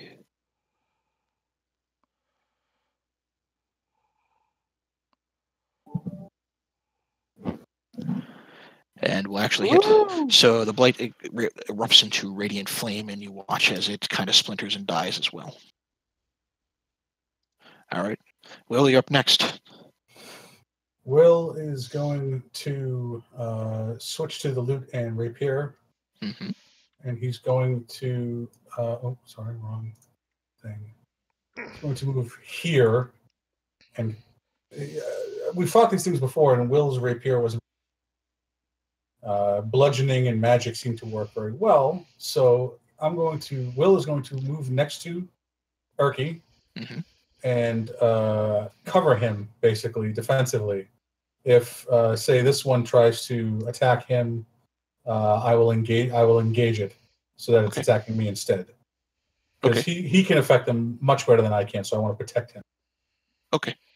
Sure. We'll call that a help action for the turn. Sure. All right. Kurt, you're up next. Cool. I'm gonna. This is in line of sight. Mm-hmm. So I'll get. It hasn't attacked yet, right? That one. No, they haven't gone yet. It has not attacked yet, so you would get that bonus. Get advantage with the longbow. Okay. And then I get a +2 to damage since it's my favorite enemy. Correct. Your arrow finds its mark, and you watch as this thing kind of shatters and dies as well. Are you doing anything else for your movement? I guess I'll move down towards the rest of my party. Okay. I'm gonna move to there. Okay. No. Yeah, it's fine. Through here. Sweet. All right. All right. The remaining blights are going to go. So first off, this one's going to move up and attack Tuck. The 7's not going to hit you, though. Okay. So that one misses. Wandering in from the dark. Shit. One wanders in, and I'm going to use my held action to attack it before it can attack. Sure, go for it. So it is engaged. Unfortunately, 11's not going to do it. No, that's okay. At least it's attacking me, not him. But as it goes after you, it is going to swing around and attack you. A 5's not going to do it, so you manage to easily block this thing before it gets anything off. However, another one's going to get right up next to Urki and attempt to attack him, and he is going to hit him. Urki kind of yelps a little bit in pain as he takes a nasty claw.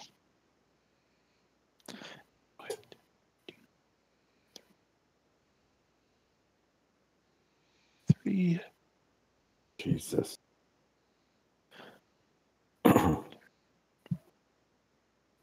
All right, and I think that's all of them. Kent, you're up next. I will move to here. Let me just move there. 5, 10, Sure. 15, 20, 25, 30. Okay. And I'm going to attack the one closest to Will with Firebolt. All right, go for it. Yep, absolutely hits. And you easily find its mark, and you watch as this blue light goes up in flames and burns to a crisp. Tuck, you're up next. Top of the round. I'm going to hit mine. All right. Here's a question. If I hit him with a sword, can I then move and use my unarmed strike on somebody else? Sure. Yes.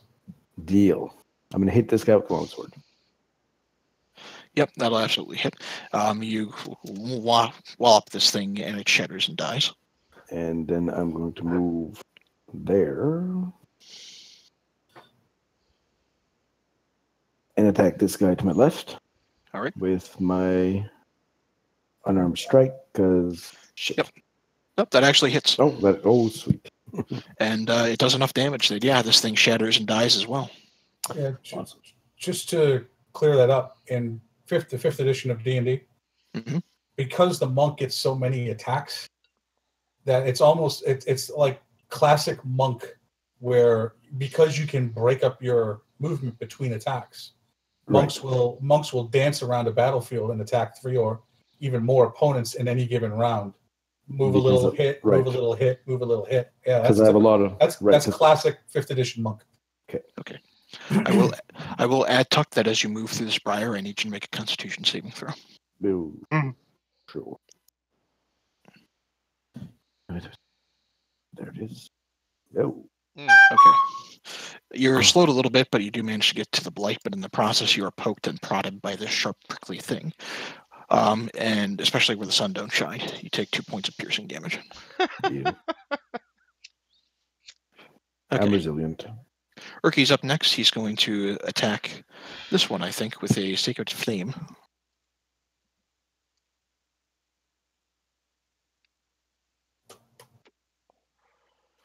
And it will save. So the Sacred Flame misses. Big surprise. Will, you're up next. Big surprise.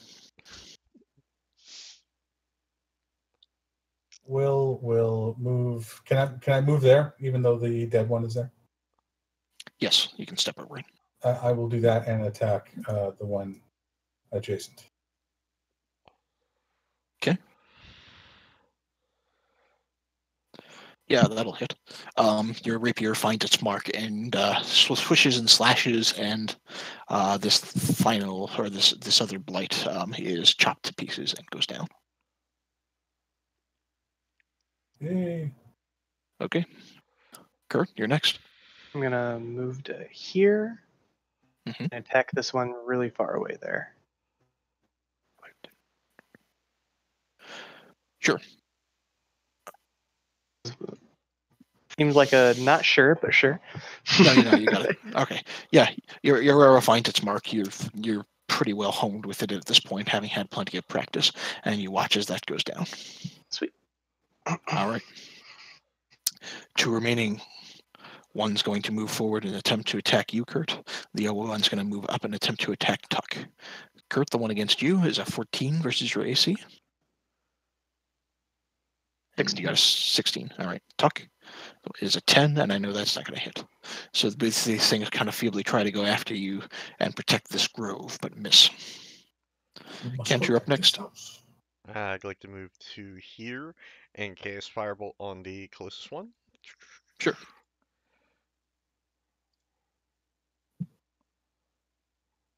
Man, that doesn't hit. 10's not going to hit. It swings wide and it bursts into the soil.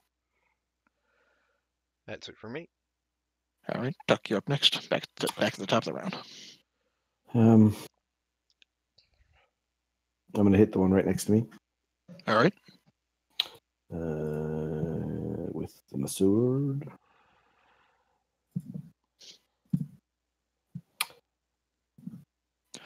Yep, that'll absolutely hit. You easily slice into this thing, and it splinters before you and goes down.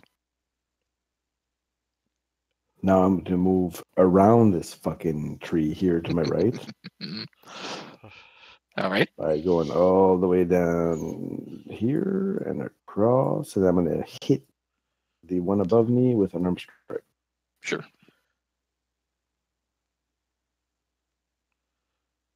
Hang on. There it is. Oh, the first one, I guess. It lagged. Okay. All right. Yeah. So that's not going to be a flurry of blows. Yeah. Your unarmed strike hits this thing, and the final twig blade goes down. You are out of combat. You have a whole host of these twig creatures dead and splintered around you. Let's move on. Okay. They likely don't have anything, but do we want to search, maybe? You guys search. Will is going to do his little stealthy recon out this way, just to check this corner. Okay. And then down here. Okay. There's nothing in the corner. For those of you searching on these blights, the needles are sharp and prickly. You don't find anything of worth on these creatures. Will, as you get to that point, you do actually, on the distant horizon, begin to see what looks to be the top of a dark, black, sickly-looking tree. And peering down into the south, you can see what appears to be the remains of perhaps some sort of courtyard. Ooh. All right, so I'm going to come back here, and I'm going to suggest we regroup here. Yeah, what kind of light's in this room? At the moment, some violet and green luminescent fungus, but not much. Very dim little, light, though? in fact. So from where I am here... Dim enough that you can see, but not dim enough that you can get a really good view. Because I should be able to get 60 yards from here. Mm-hmm.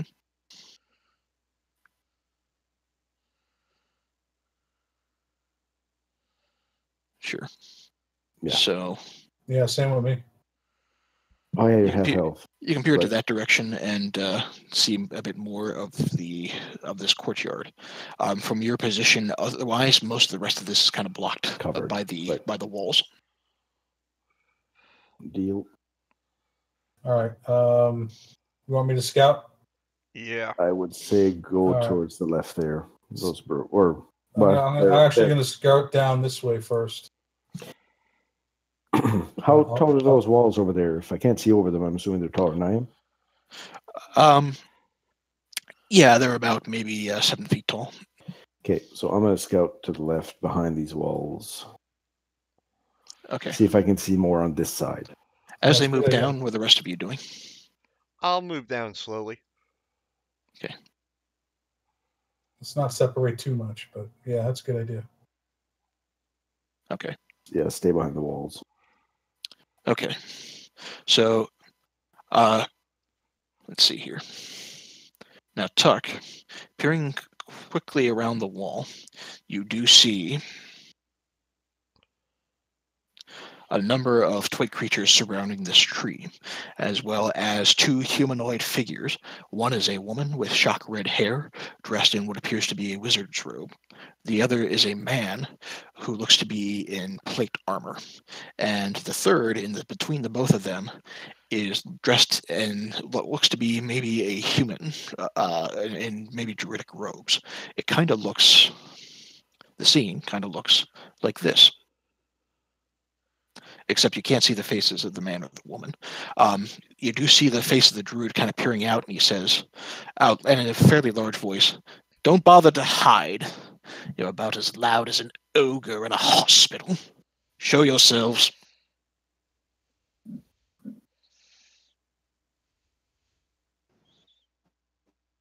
Okay.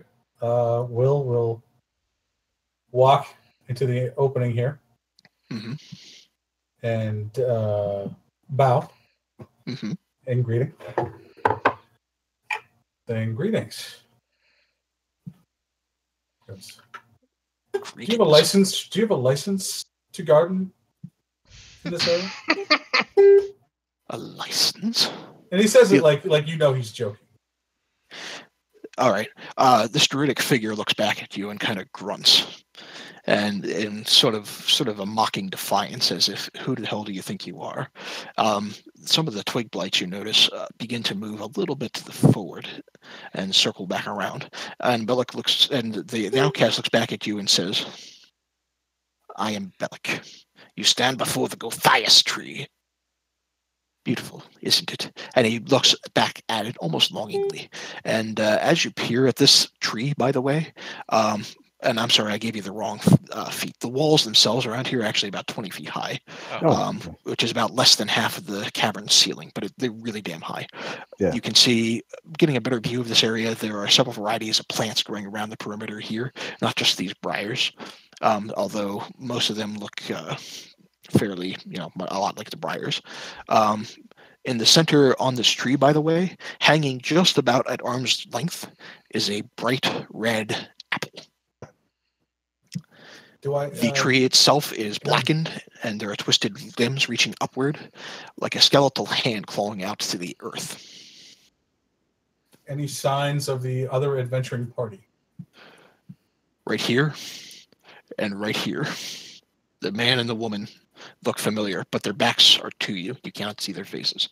They are standing still and stiff. Will, as he introduces himself, again, a sweeping bow, and say, "Will Gheren, Beethoven, at your service." "I am Bellic. I am called the Outcast." That's very nice. I have no quarrel with you, Bellic. Good sir. I have no quarrel with you. I would not be your enemy. But I must ask, why attack those above? Why cause, why not just be down here with your tree? I heard you have a good thing going with these apples. That is all I want. But the fools keep trying to come in. Well, your twig blights, your branched friends keep getting out and attacking passersby on the road. You didn't think that would generate a response? They wandered too close. Too many curious noses and prickling eyes going towards the apples that spawn from this tree. Many think to wander down here and take the glory of this beautiful thing for themselves.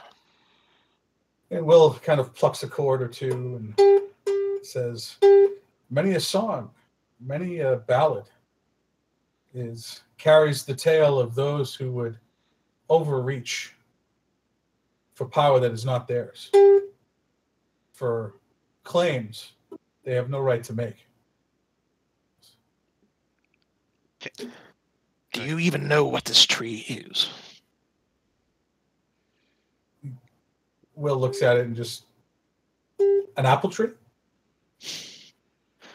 It is alive. It lives, though it may look dead. Aren't all trees living? He says, "You sure you're a druid?" He watches the twig blights inch just a little bit closer. And he snaps his fingers, the outcast does. And as he does, You watch as the two human adventurers turn to look at you, and you do get to see their faces for the first time. However, as you look at the faces themselves, they appear blackened and bark-like. And looking at their eyes, their eyes are pitch black. It's not as if the pupils, it's not as if, there's no eyes there, but the pupils, the iris, anything that would make up the eye, it's just pitch black. The eyes are pitch black. Does the gentleman in plate look like Sir Fellow I'm looking for? Yeah, I think these two are this is absolutely Sir Bradford. All right, and I assume his sword is with him. Yes, you see a jagged, enchanted-looking sword with him. Will call out to him, Sir Bradford, are you okay? No response. Belloc responds. Belloc responds before you get the chance. I'm sorry. They belong to the tree now. You can't do anything to help them. We'll see about that. All right. At this point, I know you're going to roll initiative. I would just like to say, my character would like to say to him, do you control these creatures? The twigs. They protect the tree, as do I. Good enough for me. And as he finishes the conversation, he says, though your remains would enrich the compost that serves this tree, you'll serve my needs better as supplicants. You shall retain your lives, much like these two. Surrender and submit peacefully, or perish. And as he finishes his sentence, he will utter a small spell on himself, and you watch as his own skin becomes this blackened, sort of bark-like skin, much like the other two adventurers next to him. However, his eyes don't turn a solid black. He retains his pupils. Oh. Well, let's have at it then. All right. Go ahead and roll initiative.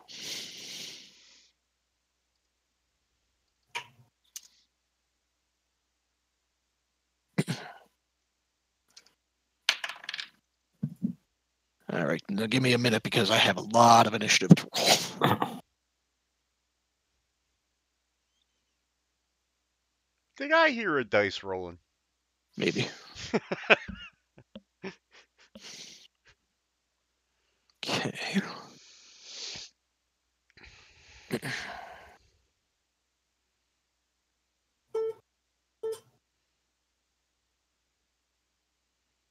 And you.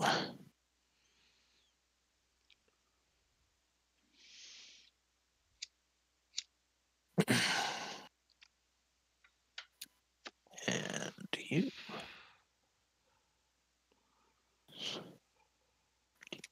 Okay. All right. Kent, you're up first. Magic missile to Belloc's face. All right. Go for it. All right. Nice. All right. Yeah. So your magic missile finds its way, and Belloc reels from the force, but is still standing. Would you like to move at all? No, right here is good. All right. Urki's up next. He's going to move forward, and he's going to attempt to cast Sacred Flame on one of the twig blights. Now's your time to shine, Urki. Now's your time to shine.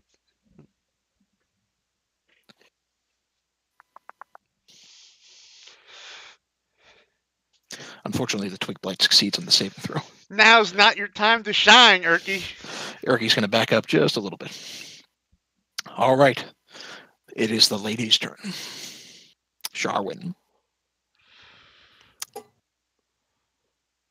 Sharwin is going to move or circle around in this direction, and looking right back at you, Kent, she's going to cast Magic Missile right back at you. You got it. You take 12 points of damage. Okay. That's going to hurt. Down to 2 you are. I'm standing next to the guy with the potion of health, right? Yeah. Will, you're up next. let's see. I can, if I give him the potion of health, is that my action? Not giving it to him. All right, I will give him the potion of health. Mm-hmm. Kent, you now have this potion. Okay. And I will, since they're conveniently bunched up, I can't let that. That's too good an opportunity. So I will, will kind of hits a vibrating note on his lute, mm-hmm. and the sound seems to flow, and as it flows towards them, it begins to the air begins to shimmer and then glow, and then I can get they're all in a 20-foot cube, so I'm basically casting fairy fire on the 3 NPCs. All right. Hold on, let me just roll. I'll run through the thing. Hold on. There you go. They got to save dexterity. Okay. Can you just ping the spot where you'd like the center of this cube to be? Yeah. Hold on. 20. Okay, so I can get the 3 of them plus this guy. I don't think I can get the other 2, but I can get the 3 of them plus that guy, I'm pretty sure. If I center it here. Okay, so... All right, that's 20 feet? 20 foot. 20 feet. Yep, all right. And so he would be in the corner there, right? Okay, so they all have to make a dexterity saving throw, right? Yes. Okay. Last time, everybody saved, and it pissed me the hell off. All right. Give me somebody. Oh, God. Sir Bradford succeeds. Sherwin succeeds.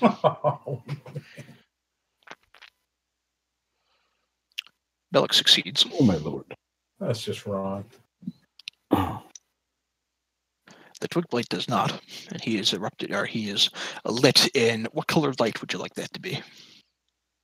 Blue. I'm so blue. Okay. And then... What's your DC? 13. Okay. All right. So that one misses. Are you making any other movement? What the fuck is that? The fuck's a giant frog?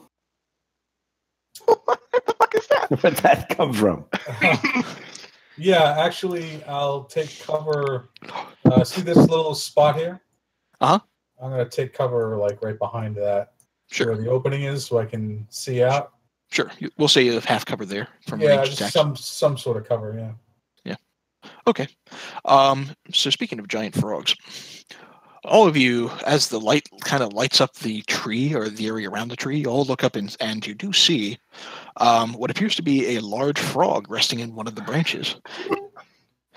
And this frog, as soon as I pull up my stat sheet, there it is going to leap right in the middle of all of you and is going to attempt to bite Will. Yike. 17, I imagine, beats your armor class. Yeah, my armor class is terrible. All right, you take 7 points of damage, and you are considered restrained. Restrained? Ooh, boy. It basically means you can't move. Yeah. Good thing you got behind cover. Help! Help! And the target is grappled. Escape DC 11. Okay. She needs to roll a DC 11 to escape. 11 or on his better. turn. Yep. Okay. Well, not now, though, but we're on my turn. Right? On their turn. Yeah. Yep. All right, Kurt, you're up next. You just had this huge frog leap right next to you. And it's kind of biting down on top of Will. Shouldn't that does be it get an your attack friend? opportunity if I move away? Miles, I didn't hear you. Attack of opportunity if I move away since he's biting him. You know what I mean? You wouldn't get no, an attack of opportunity wouldn't happen. You sound really robotic all of a sudden. Yeah, you sound like crap.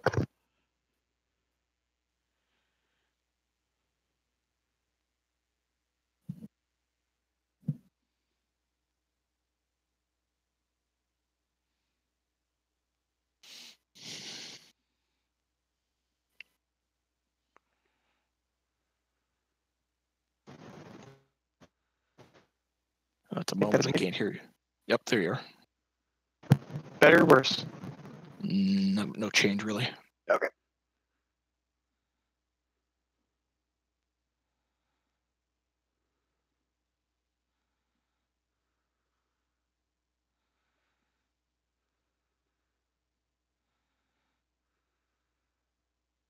And how about now? There you go. You're better. Perfect. Sweet. All right. So yeah, if I back up, will he get an attack of opportunity on me? No, because he's in the process of restraining Will. So you can back up without getting an attack. I'm gonna back up.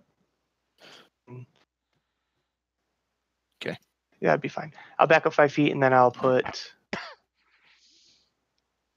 Hunter's Mark on him and shoot him. Sure.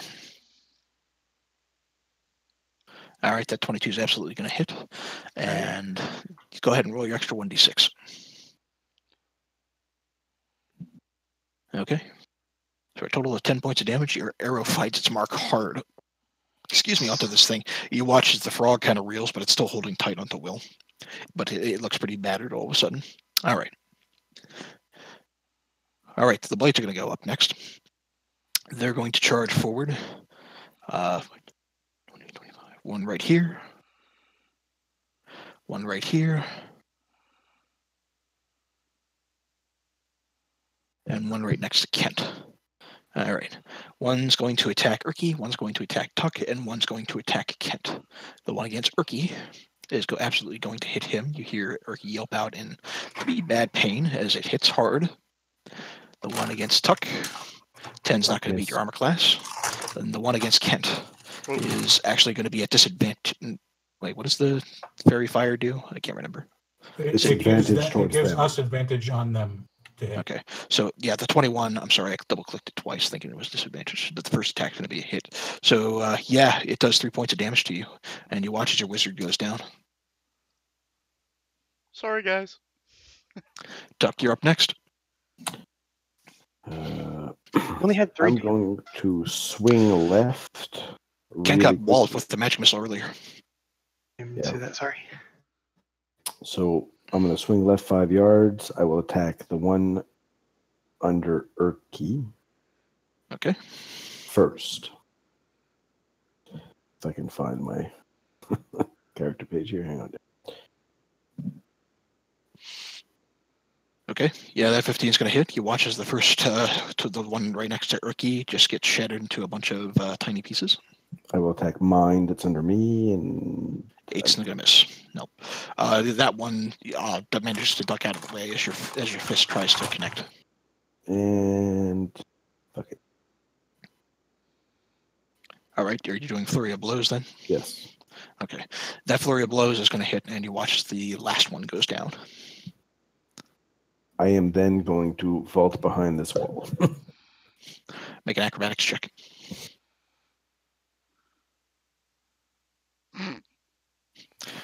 You land on your dick. Yeah. Strongest part of my body, so I survive. Perfect. Yes. You're fine. You're fine. It just, you land on your dick. Okay. Next is Sir Bradford. He's going to move, let's see.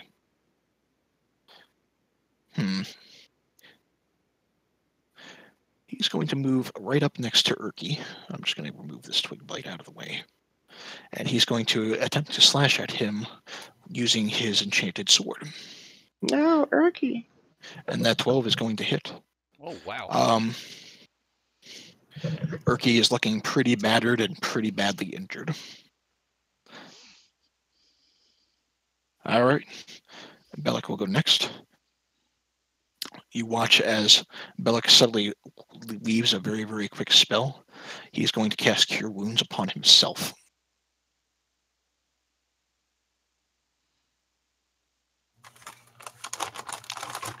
Selfish, Bellic, selfish.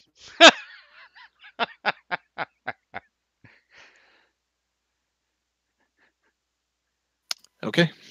At the top of the round, Kench, you need to make a death saving throw. Okay. Oop, clicked on the wrong thing. Hold on. Just straight up D20.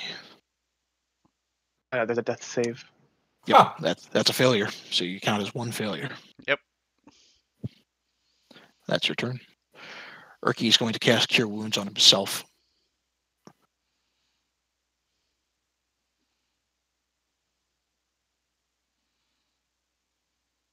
Erky heals himself just a little bit, but he's still looking pretty badly injured all the same. And is just going to kind of wait and watch. Sharwin is next. She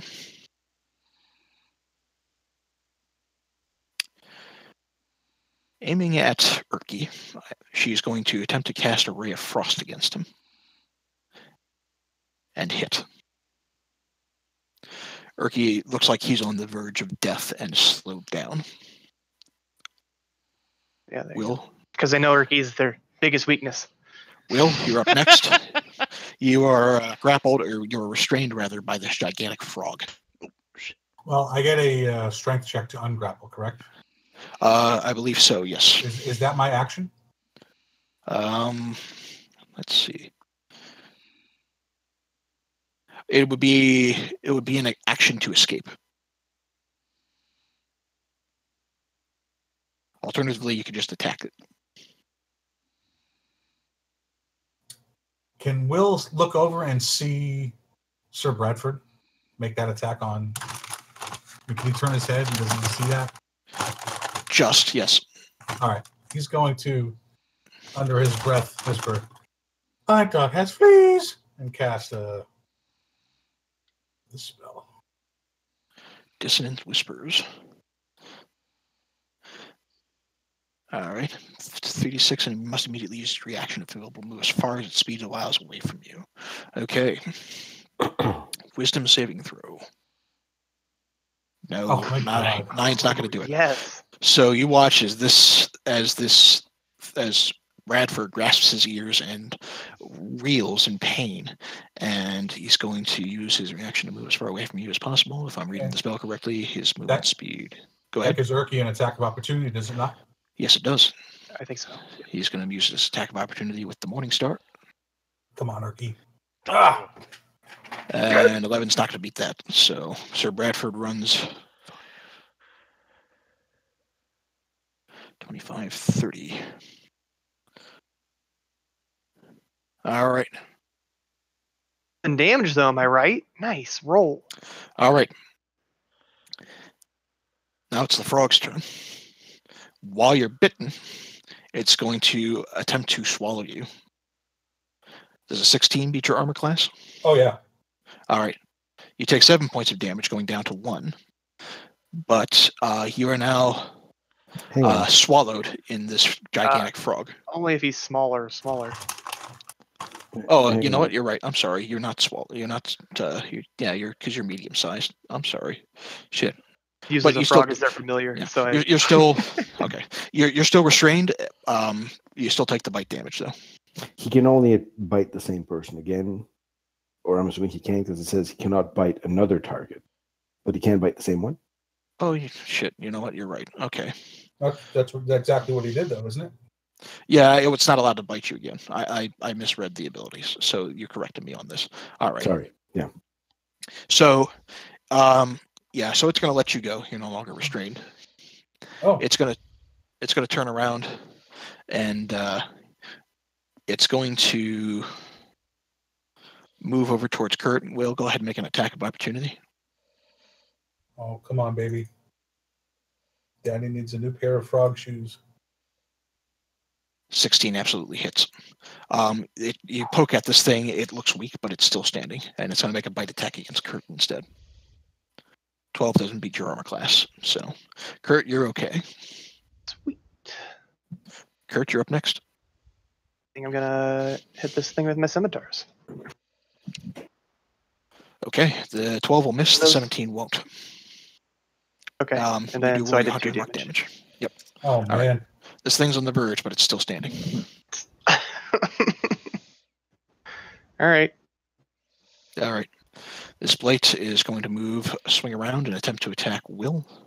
And that's the only one remaining, right? Okay. 10 doesn't beat your armor class. You managed to parry this thing's feeble attacks. Tuck, you're up next. You're hiding behind this wall. I need to measure. Give me a second. Okay, I just have a question. Who's eating what? Because that's a very crinkly bag. That sounds awesome. Sorry, it's my huge bag of Twizzlers. Nothing wrong with that. I was just wondering. It had to be food. I was like... If I move here, Kelly, can I see both? Like that, where the piece of rock is here. Yeah, you can attack both if you wanted. Deal. So that's 35 yards for me, so I have my full movement. Sure. I'm going to attack the frog first. And then can I decide who I'm going to attack next? Or do I have to decide both now? You can attack the frog and then decide afterwards what you want to use unarmed strike on. Okay. I will attack the frog first. Yeah. Okay. You slice it to the frog with your longsword, and it's enough that you watch as the frog goes down. Bella cries out in a little bit of terror. And I'm going to unarmed strike. Coquette, no! Okay. The unarmed strike also finds the twig blight, and it splinters it, and it goes down. All right. The humanoids remain. Sir Bradford, having shaken off the effects of Will's attack, is going to move here, and that'll be his turn. Balak's going to move forward and cast Cure Wounds even, on Sir Bradford. Oh, fuck this guy. Restoring 4 hit points to him. Isn't he out of spell slots yet? No. Well, that's 2, so he should be getting close. Kent, you need to make another death saving throw. Yeah, I'm on it. Nice. Okay, so here's what happens. Because you got a crit, you gain 1 hit point back and are up. You immediately get 1 hit point and you're back on your feet. Yay! Alright, am I able to do anything right now? Yes. Alright, just for shits and giggles, I would like to move to here behind the wall. I would like to remind you that you have a healing potion. I'm getting behind a wall before I drink the healing potion. Yes, I will drink the healing potion. And that's his action, I'm assuming. To drink it, yes. Yeah. Okay. I was going to say, otherwise, hit him first, then hide behind the wall. So a standard healing potion, I believe, is 2d4 plus 2. All right. So go ahead and... 2d4 plus 2d4 plus 2. Roll. Nice. All right, you get 7 hit points back. You're up to 8. Thank God. Okay. Okay. Erky's next. Seeing the situation and seeing what his odds are, he's going to swing and duck around the tower here, and he's going to... Cure those wounds. He's going to cure wounds on Will. Good call again. Will, you get 6 hit points back. Up to 14. Sorry, my mic was off. Listen, Will try to stop him and say, "You're in much worse shape. We need you. Come on, Erky. Heal yourself. Physician, heal thyself." All right. In that case, Erky says, "Suit yourself," and he's going to heal him, and those hit points are going to go right to him instead. Yeah, he was near death, was he not? He was at 1 hit point. Yeah. No, I'll tough it out. I mean, he's, Okay. We need numbers. Sharwin is next. Now then. Now that we're all nice and grouped. Fireball. Fireball. Not quite, but she is going to move I was just going to do that. up just a bit. Let's say to here. Well, hang on a minute. You guys are kind of hiding behind cover. Let's not do that. You know what? She runs the Kent. No. No, but she is going to cast Ray of Frost against Tuck. 17, I imagine, beats your armor class. It does. Did it not roll the damage? Bardic Inspiration to the negative on her. I don't think Bardic Inspiration affects the negative with just Bardic Inspiration. You might be thinking of cutting words. The creature can roll the die and add the number rolled to ability check, attack roll, or saving throw. Once within that finish, creature can roll the die and add the number rolled to one ability check. All right, I thought I could use it. Yeah. AC is not a saving throw. That is an effect of the bard, but that's cutting words, and that's the College of Lore, and you get that at 3rd level. Okay, my bad. So, I need to find out why it didn't roll the damage here. I'll go ahead and just roll this damage here. So it's 1d8. All right, so you take 3 points of frost damage, and your speed is reduced by 10 feet on your next turn.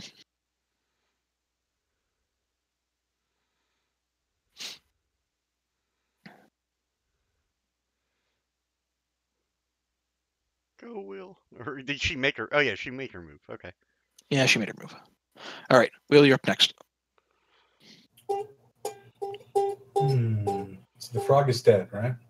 The frog is dead. All that remains is the humanoids.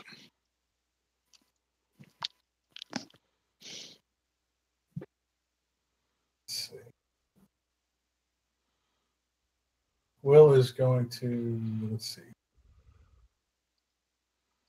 Yeah, he can move. He's going to move around this way. Never mind. To here. Still behind cover. And look at Sir Bradford. Mm-hmm. And he's going to say to Sir Bradford, "Hey, Deadeyes, just try picking on someone in your own tree." All right. All right. The cutting words of your vicious mockery seem to do its damage, and Sir Bradford is most certainly affected by them. Okay, Kurt, you're up next. Sweet. Bellic is the source of these bad times, so I'm gonna Hunter's Mark him. All right. You haven't taken any damage, so you don't have to worry about rolling any Constitution or readjusting it. You can just move it easily from Colquitt to him, so that's fine. Okay, and bam. Okay, that 17 will hit. Your arrow finds its mark as Bellic reels and cries out in pain. Tuck, you're up next. Yep. I am going to...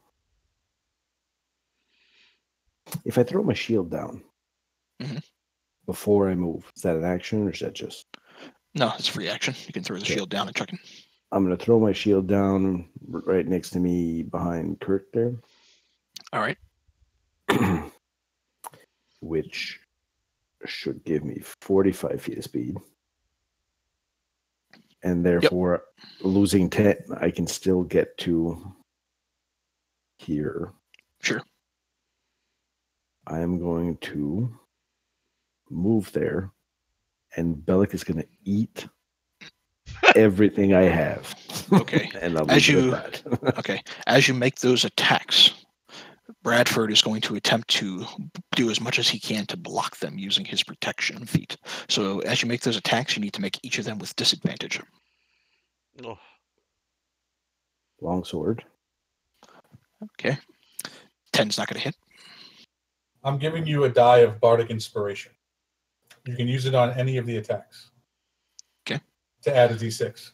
Yep. Sure. I will add it to my first one. All right. Go ahead and roll 1d6. 1d6, hang on.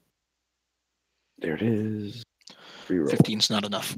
3. Oh, there it is. 13's not enough. Blech. So, Brad, you go to try to strike Bellic, and Bradford kind of steps in the way and manages to block your attacks. Give me 1 second.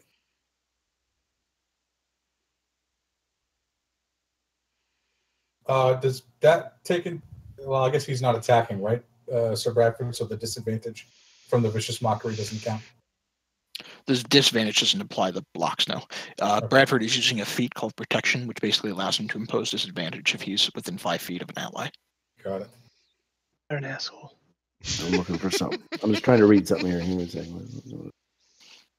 Okay.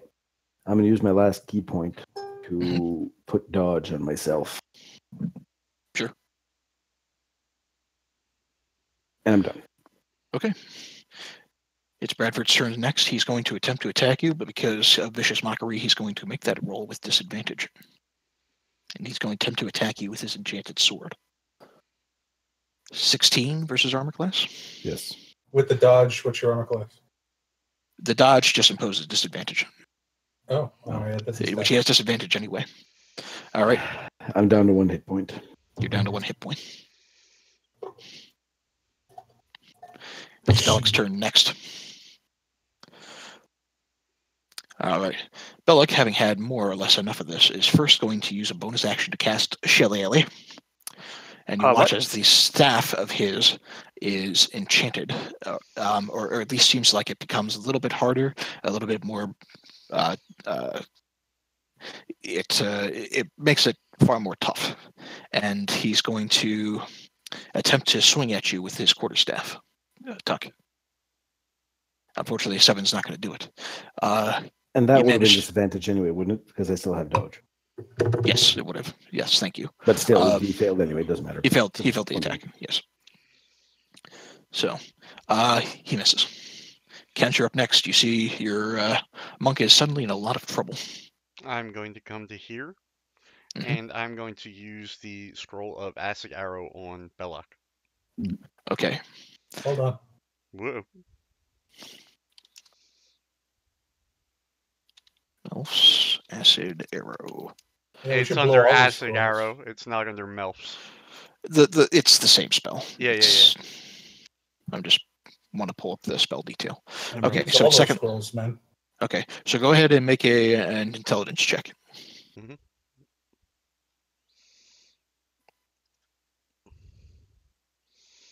Just straight in. Straight up int. Oh, are you fucking serious? You read, and the scroll, before you get a chance to cast it, the scroll burns away.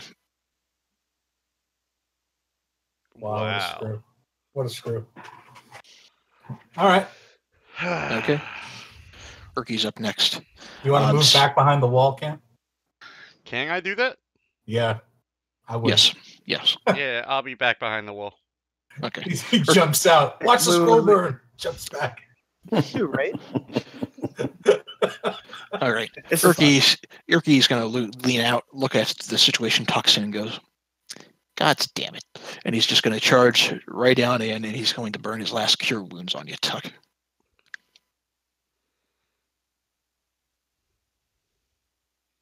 You get 10 hit points back. Let's go. 11. And that's his turn. All right. Sherwin's up next. Oh, I see. Sherwin Williams.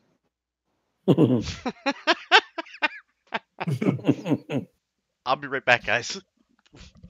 All right. She's going to look right at Urky, and she's going to pull out a dagger and attempt to stab him with it. Unfortunately, 11's not going to beat it. Urky barely manages to parry this thing or block this thing with his shield on time. And if not for the shield, he would have certainly taken the hit. Will, you're up next.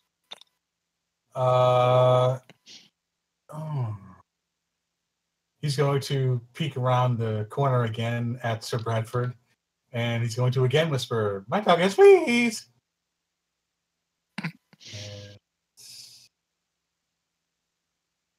Cast it twice. Sorry. We'll take the 4. Yep. Yeah. That's Sir Bradford. Yep. All right. Because if it works, which it's 17. Well, 17. No, which one of those? Yeah, 17. Okay. 17. I had disadvantage still. It would have given them both opportunity attacks. That was the idea. Dice are killing us tonight, man. Yeah. So you did the Dissonant Whispers for psychic. Really? That's for psychic? Jeez, that was a terrible roll for that. He still takes half. Horrible. Yeah, he still takes half damage from it though. So he still reels a little bit from it. Are you making any other moves? No, I'm going to stay right where I'm. Okay. Kurt, you're up next. Because if he comes after me, he'll grant opportunity attacks. So I'll serve as bait if it works. Okay. Go ahead, Bellic again. Does he still have Hunter's Mark? Damn it! Yeah, it's still on him until I move it. I'll give. Well, even with the D6, I don't think he has a chance to hit. At max, we get 14. Yeah. No. All right. Never mind. Okay. Kurt, would you like to move at all? Nah, I think I'm good. All right. Hey, Kelly, check me on this. I've given 2 dice of Bardic Inspiration so far, correct? Yes, you should have one good. more. I still have one more. Okay. I just want to make sure my count is right. Yep. Tuck, you're in the thick of it. What are you doing? I'm attacking Bellic again because he's pissed me off. Excuse me while I whip this out. If you're going to attack Bellic again, Bradford's going to impose a disadvantage on the rolls as he attempts to protect. I don't want to kill Bradford. Fuck. What could I do here? Disadvantage is bad, but I'd maybe attack the wizard. I don't know. I don't really want to kill her either, but... Well, we don't want to... Yeah, I guess the question is, if we take Bellic down, will they be okay? We could try. Yeah. I think...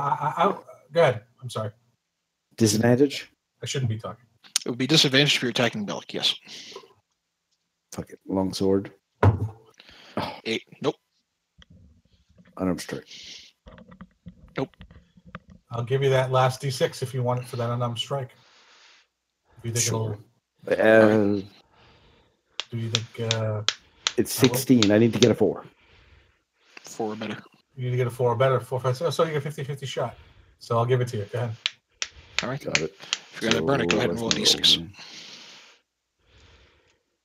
Oh. Man, these dice are killing us. All right. Bradford's up next. He's going to turn and he's going to attempt to attack Erky. And crit. Oh, Fuck boy. me. You watch as this jagged sword buries deep into Erky, and he, with a final cry, goes down.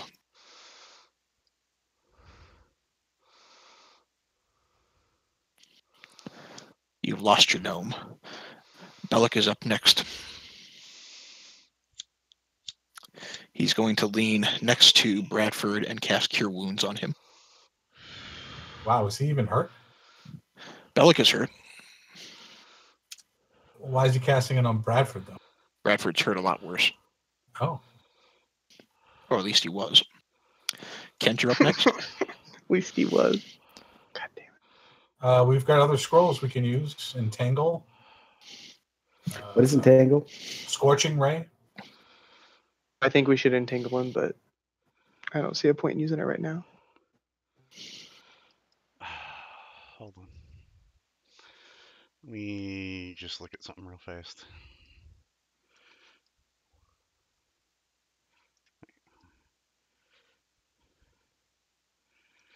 Let's see, that would be 5,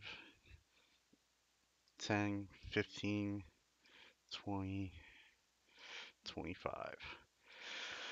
Oh, risky, risky, risky. All right, guys. I am. Hold on. I am going to run out from behind the wall, and I am going to get to here. Ooh, okay. And I am going to cast Flaming Hands at that group. Now I should be able to avoid my monk friend. What spell are you casting? Burning hands. But is from that... the scroll? No, okay. no, not from the scroll. Not Scorching Ray. Not Scorching Ray. Burning Hands. And I should be able, because of my arcane, what do you call it? I should be able to make sure that doesn't burn the shit out of Tuck. Yes. So you're Evocation Savant. You can make him automatically save and take no damage. All right, guys. It was nice knowing you all.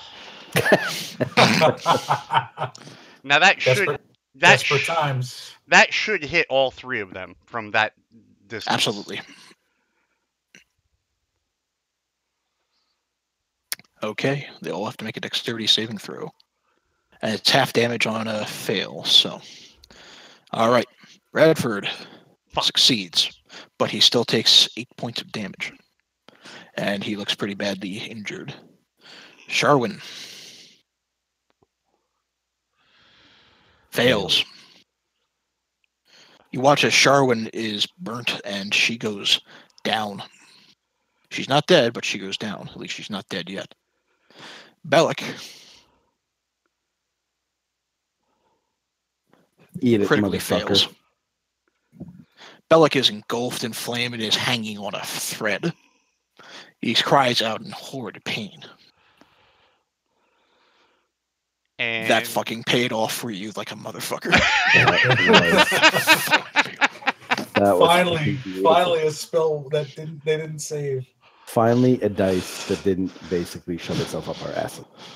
Okay, I assume that's going to be your turn, of course. I don't think I can move from that point. You went 1, 2, 3, 4, You can 5. move one more square from where you are if you wanted. Seriously? Yeah. One more square, but that's it. Quick question. If she gets up and casts at me, she rolls a disadvantage, correct? If she casts a ranged attack. If she casts a ranged attack. If she casts Burning Hands back at you, it won't matter. Well, if she casts Burning Hands, 5 feet ain't going to make a difference. That's true. All right, I'll stay here. Okay. It'll be her turn. She'll make a death saving throw. She'll succeed. Will, you're up next. Oh boy, I am out of spells. Unless I awesome vicious mockery. Let's see. How much ground can you cover? Well, I can. Can I get to him? Hold on. Yeah, I could get to him. I'd say do it. I'm there, and I'm in 2 turns, and then we have Kurt. We can butt fuck him. And worst case, we'll get the other 2 after. I can actually get to there. Well, you'd be running through a guy, so, attack of opportunity and all that. Would I give him an attack of opportunity, Chief, if I go here? One of these spots? You would give... Well, let's see here. 5, 10, 15, 20. What about here? You could go there if you kind of sidestep around Sharwin.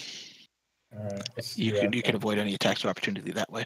And I will make with the stabby on the evil druid. Okay. Sir Bradford's going to use his protection fee because he's still within 5 feet of Bellic, so you'll roll that attack with disadvantage. Yeah. Oh wait, sorry. That's all right. That's one roll, and it's my other one. Just roll the second roll. Yeah, not gonna hit. Bellic is screaming in pain and is hurt, but managed to avoid it. Gert, you're up next.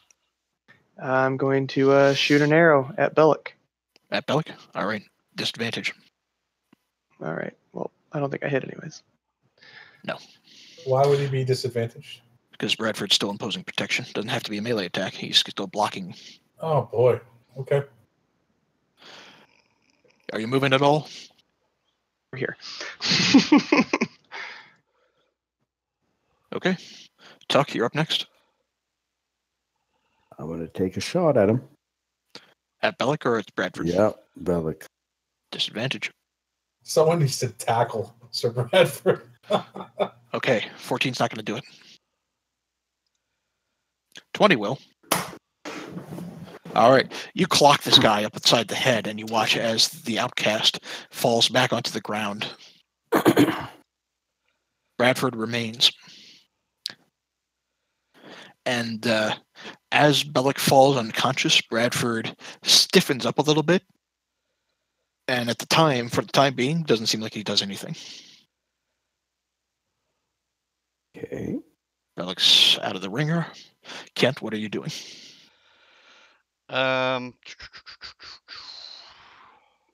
She's still rolling for saving throws from death, correct? For the time being. He's stiffened the hell up? Yep. And the evil monk is kind of down or rolling for saving? Druid is down and unconscious. I'm going to turn to here, and I'm going to cast Flaming Hands on the tree. On the tree, okay. No! Damn! No, wait, okay. Let's put the apple first. Yeah. Oh, shit. Hold on. I will roll that. Hold on. Where the hell's it at? Hold on. Where the hell is it? Okay. Here's the good news. The area with the apple hasn't been affected yet. The bad news, this tree is very much alight. You hear the tree roar and smoke and fire as a significant portion of the tree begins to burn. Let's see. So yeah, it's vulnerable to fire damage. It takes actually a total of 20, but the tree itself, for the time being, is still standing. As this happens, you hear echoing from Sir Bradford a roar. It sounds unearthly and unnatural, and he looks like he's ready to get back into the swing of things and attack again. Okay. Come on, I need to write this down. Let's use Notepad. Oh, dang. Okay. Sherwin makes another death saving throw. This one's a success. Will, you're up next. You just watch your wizard light this tree up in fire. The red apple is still dangling from one of the branches. Going to grab the apple. You got the apple. And I guess that's my action. Let's see. Do I want to move? The question is, you can't take. You can move, but you can't take an attack. No, I understand. I'm gonna get the hell away from this burning tree, though. Okay. Let's see.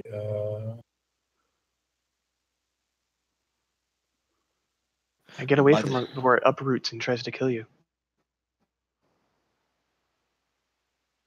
I'll go back to where I was. Okay. Yeah. Okay. Kurt, you're up next. You just saw your wizard light up the tree. You saw your monk. Oh, actually, can I retcon that for a second?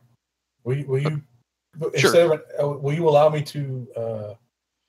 Well, no. You know what? I don't think it's going to matter. Never mind. I'm going to do what I did. I was going to try talking to the tree, like release them, and we'll spare you. But I don't think the tree would. Really at this point. It's a tree. Yeah. All right. Kurt, you just watched your wizard light up this tree, and you watched as your bard grabbed the apple off of it and retreated back behind the wall. Sure. I'll move up to join the team and try to yell at to snap out of it. I'm trying to like clap my hands and yell towards him. Like, hey. Once anymore. Make a persuasion roll. All right.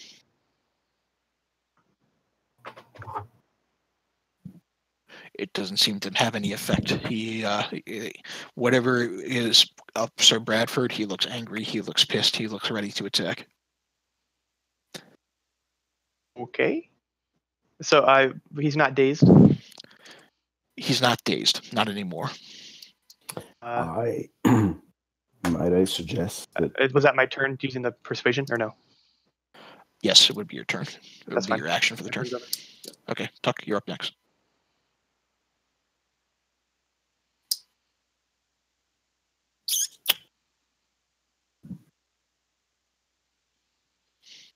Will yell out to finish killing the tree. That may free them if you'll allow it.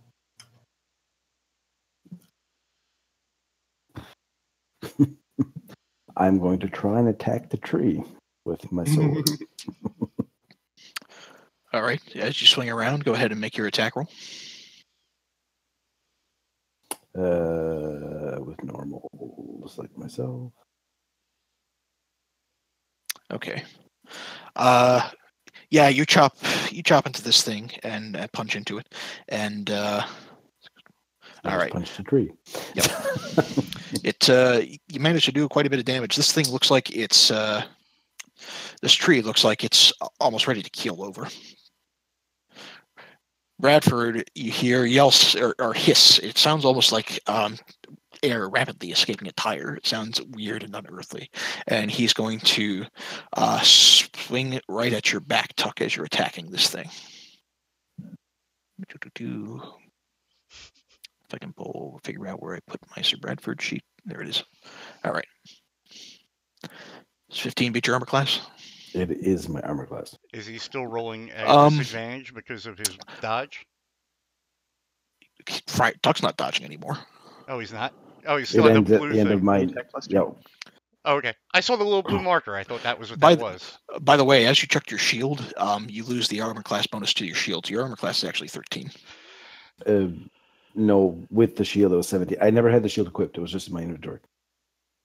15 was my armor class. Oh, okay. In general. Yeah. 17. That's right. Shield. That's right. On armor defense. Yeah, but on a ties, the attacker wins, so you're still taking that damage.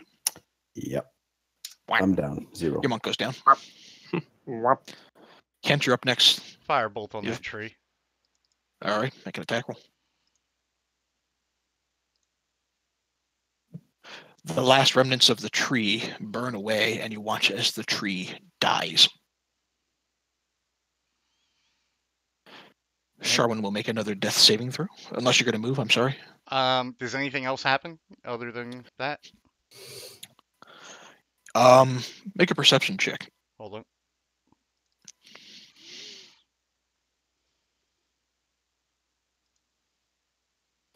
You hear the sound of a lot of feet suddenly within the citadel itself sound like it's running. How about Bradford? Like whatever had control over them has suddenly broken and have caused them to flee. But Bradford and Sharwin do not look affected at this. They still have this dark, murky skin on them. You watch as Bradford looks like he goes limp. And you know what? For the sake of this, we'll say you're out of combat. Bradford and Sharwin lie before you and are limp. Stabilize them? Sharwin looks like she's okay. Bradford looks like he might be dying. No, I take that back. I'm sorry, because he still had hit points back. They're both limp. Will go over to Sir Bradford and try to make sure that he's stable, not dying. And correct. Basically try to speak to him. Sir Bradford, come back. You can come back, Sir Bradford. Using his, anything he can muster in himself from his, he has no bardic inspiration left, but he's still trying to be inspiring. As you speak to him, he remains limp. He does not look to appear as if he's currently dying. Per se, he appears for the time being to be stable, but he still has a bark-like skin. It appears that there might still yet be some hold over him. Real fast, we're out of combat? You're out of combat. I throw Will my rope and I take my manacles out of my pack and put them on Sharwin. Yeah, good idea. We'll truss them up. We'll take them back. Maybe that elf in the village can do something to help them. We'll search the druid's body as well. Yeah. Okay. Because that could be fun. Let's see. Yeah, we'll search around under the tree, the remains of the tree. Okay. Go ahead and... All right. Go ahead and make a perception check. All of us, or just... Oh, never mind. Okay. So Will... on Bellic himself, you find a key, presumably to his study. You find 3 more potions of healing, 2 doses of antitoxin, and you find this. Oh. I'm glad he didn't use the wand. Yeah, that could have been ugly when we were all grouped together. Well, he tried to, but he can't keep healing people. Very nice. Very nice. I'll add that to the list. Put it in my bag. Take his sword away from him as well. I take his sword and sheath it. Okay. Sir Bradford's sword, yeah, we'll sheath it, and Will actually ask that he gets to carry Sir Bradford's sword. He goes, "This is something personal for me. If you would indulge me." Yeah, I hand it over. You can tell Will is taking special care around Sir Bradford. He has a high respect for the man, and he's treating him well, despite the fact that he's, demented. Hey, Kent. Yep. Go ahead and make a quick history check for me. Yeah, hold on. History. Oh. Okay. Now make an Arcana check for me. Okay. You're like anything to get this roll correct. Okay. So the history of this place you don't know beyond what I put on your character sheet. However, Right. you are familiar with darker rituals.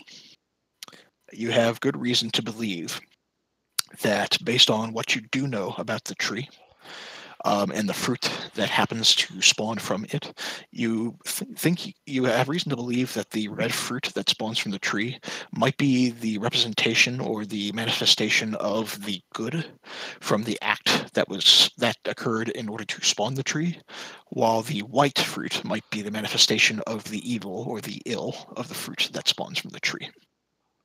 Okay. What sort of fruit did we get just now? A bright red fruit. A bright red fruit. Yeah, So, I'm thinking we could replant it. so your unconscious And monk from would what like to get you up from and what speak. you might remember from what you discussed with the villagers, when those red fruits were sold to them, they, red or white, they tried to plant the seeds, make their own trees, and they would lose them in the night. Right, but now that we know why they were losing them tonight, maybe prevent it. Well, we don't actually know why We they were think- losing them in the night, do we? That they were being stolen, but I mean, we've seen a bunch of walking plants. Who's to say they didn't just do that? You know what I mean? True. Oh, right, true. It could have just turned into a walking plant. I'm Yeah. thinking it's going to turn into a tree, but maybe it's turning into these things. Maybe, yeah, because you figure where are they coming from? Those little itty bitty things. Yeah, you're absolutely right. I didn't even It think would about make that. sense. That's why no one's stealing them. They're just they're just becoming things and leaving. We could always try one and watch it, since we are 4 people. We'd have to destroy the apple to get the seeds. And I'm thinking this apple is probably worth a whole hell of a lot. Killian, 50 gold. I would just like to go over and search the tree, like around the tree, if I see anything odd. Am I still Perception unconscious, check. or am I actually standing up here? You're unconscious. Okay. Oh, fact- let's. Can someone fix that? Like, Can you give us- Yeah, Yeah, let's get everybody together and because I do have something to add. Okay. Well, you might have a cure wounds on hand, maybe, or a healing potion. We have. Hold on. We have 3 healing potions. I think. 4 healing potions, and that clear red potion. I'm really tempted to think it's a healing potion just because of all my years of World of Warcraft. But Because it's So red. let's put How a about- healing potion down. How about you Yeah. test it on not the dead guy? I Yeah. didn't know you were unconscious, by the way. So that's my bad. is this the kind of thing where Will could take a sip of that clear red potion to try to Sure. determine what it is? Sure. All right, he will do that. Go ahead and make an Arcana check. Okay. Yeah. Oh well. No, although taking a sip of it, you do feel like any sort of you feel like you maybe had a little bit of an allergy coming down here. It feels like it's gotten a lot clearer. Ugh. Great. oh, Potion maybe we should of use it Allegra. on, maybe we should use it on Sir Bradford. Yes. What do you guys think? I think that wouldn't be a horrible idea. After Yeah. you give me a healing potion. All right, no, we have. I put a healing potion in Tuck's mouth and Urky's mouth. Duck, go ahead and roll 2. Urky's dead. I'm sorry. He's dead. I thought nope. He's full dead. Yeah, massive Unfortunately. damage, I think. Tuck, go ahead and make your 2d4 plus 2. 2d4 plus 2. Roll. All right, you get 7 hit points back. You're back on your feet. And we still have 2 Yay. potions of healing if anyone needs them, or we could just take a long rest before we hit. Well, you got 3 off of Bellic. You got 1 off the Gardener, and you got 1 off of Caracas. You used at least Okay. 2. I think you have 3 healing potions left. So I'm going to mention, Okay, I'll take your word for it. since it is in my character sheet, in my bio sheet, Mhm. the red apple can be brewed into an exceptionally powerful restorative cider, which is possibly what you have in that red vial. You want to try that red vial on Sir Bradford and see how we do? I would He melts. use half, maybe. All right. I don't know Well, if I don't think that pouring half down his throat will kill him, like cause him to choke and die, There's nothing based on your little sip that suggests that. No, but I mean, if he's unconscious, pouring liquid down his throat could be deadly. Well, I mean, you can raise his head and pour it down so that. Yeah. All right. So I'll raise up his upper body, and tilt his head back and pour half the clear red down his throat. Okay. Slowly. Okay. As so you as do. Not to choke him. Okay. You pour about half of this thing down his throat. You wait a second, and you watch. You watch as the barky skin around him begins to fade, and the color return in his eyes. You watch as his eyes flutter open, and he leans up and looks up at you, and he says, "Wait, what? What? You?" I said, "Easy, Sir Bradford. You're among friends now. Just rest easy. You've been through quite an ordeal." I knew your master. You are Will, correct? Wilford. That's right. Will Ferrell. Will Ferrell, Beethoven, at your service, sir. What? We've defeated Belloc and his minions. Rescued you from the clutches of that tree. He leans up and grasps his head immediately as if he has a terrible migraine. And he looks around him at the shattered twig blights, at the gnome dead close to him, at the druid next to him. And he goes, "The last thing I remember was being knocked unconscious by some goblins. And how long has it been?" About 2 months, I think, right? Is that right? Month and a half. I'll tell him, about a month. We're almost to the second new moon, Sir Bradford. Since you departed the village. He leans up, looks around, and he spots Sharwin covered in her barky skin and goes, "What's happened to her?" Nothing we can't fix. And I'll hand the remainder of the vial to Connor to administer to her. And okay. as he does so, assuming he does so, will say to Sir Bradford in hushed tones, my master's last task by our mutual associates was to find you and see what became of you, bring you back if possible. Unfortunately, my master has met his end, so I took it upon myself to do this. I'm sorry. Kurt, while this conversation is going on, I assume you're administering the vial to Sharwin? Yes, I'm putting it down. Okay. Much the same effect happens. The barky skin fades. There is color that seems to return to her eyes. However, she is still unconscious. But the effect that this... Want to give her one of the healing potions, guys? Yeah. All right. Okay. Go ahead and roll 2d4 plus 2. Yeah. Okay.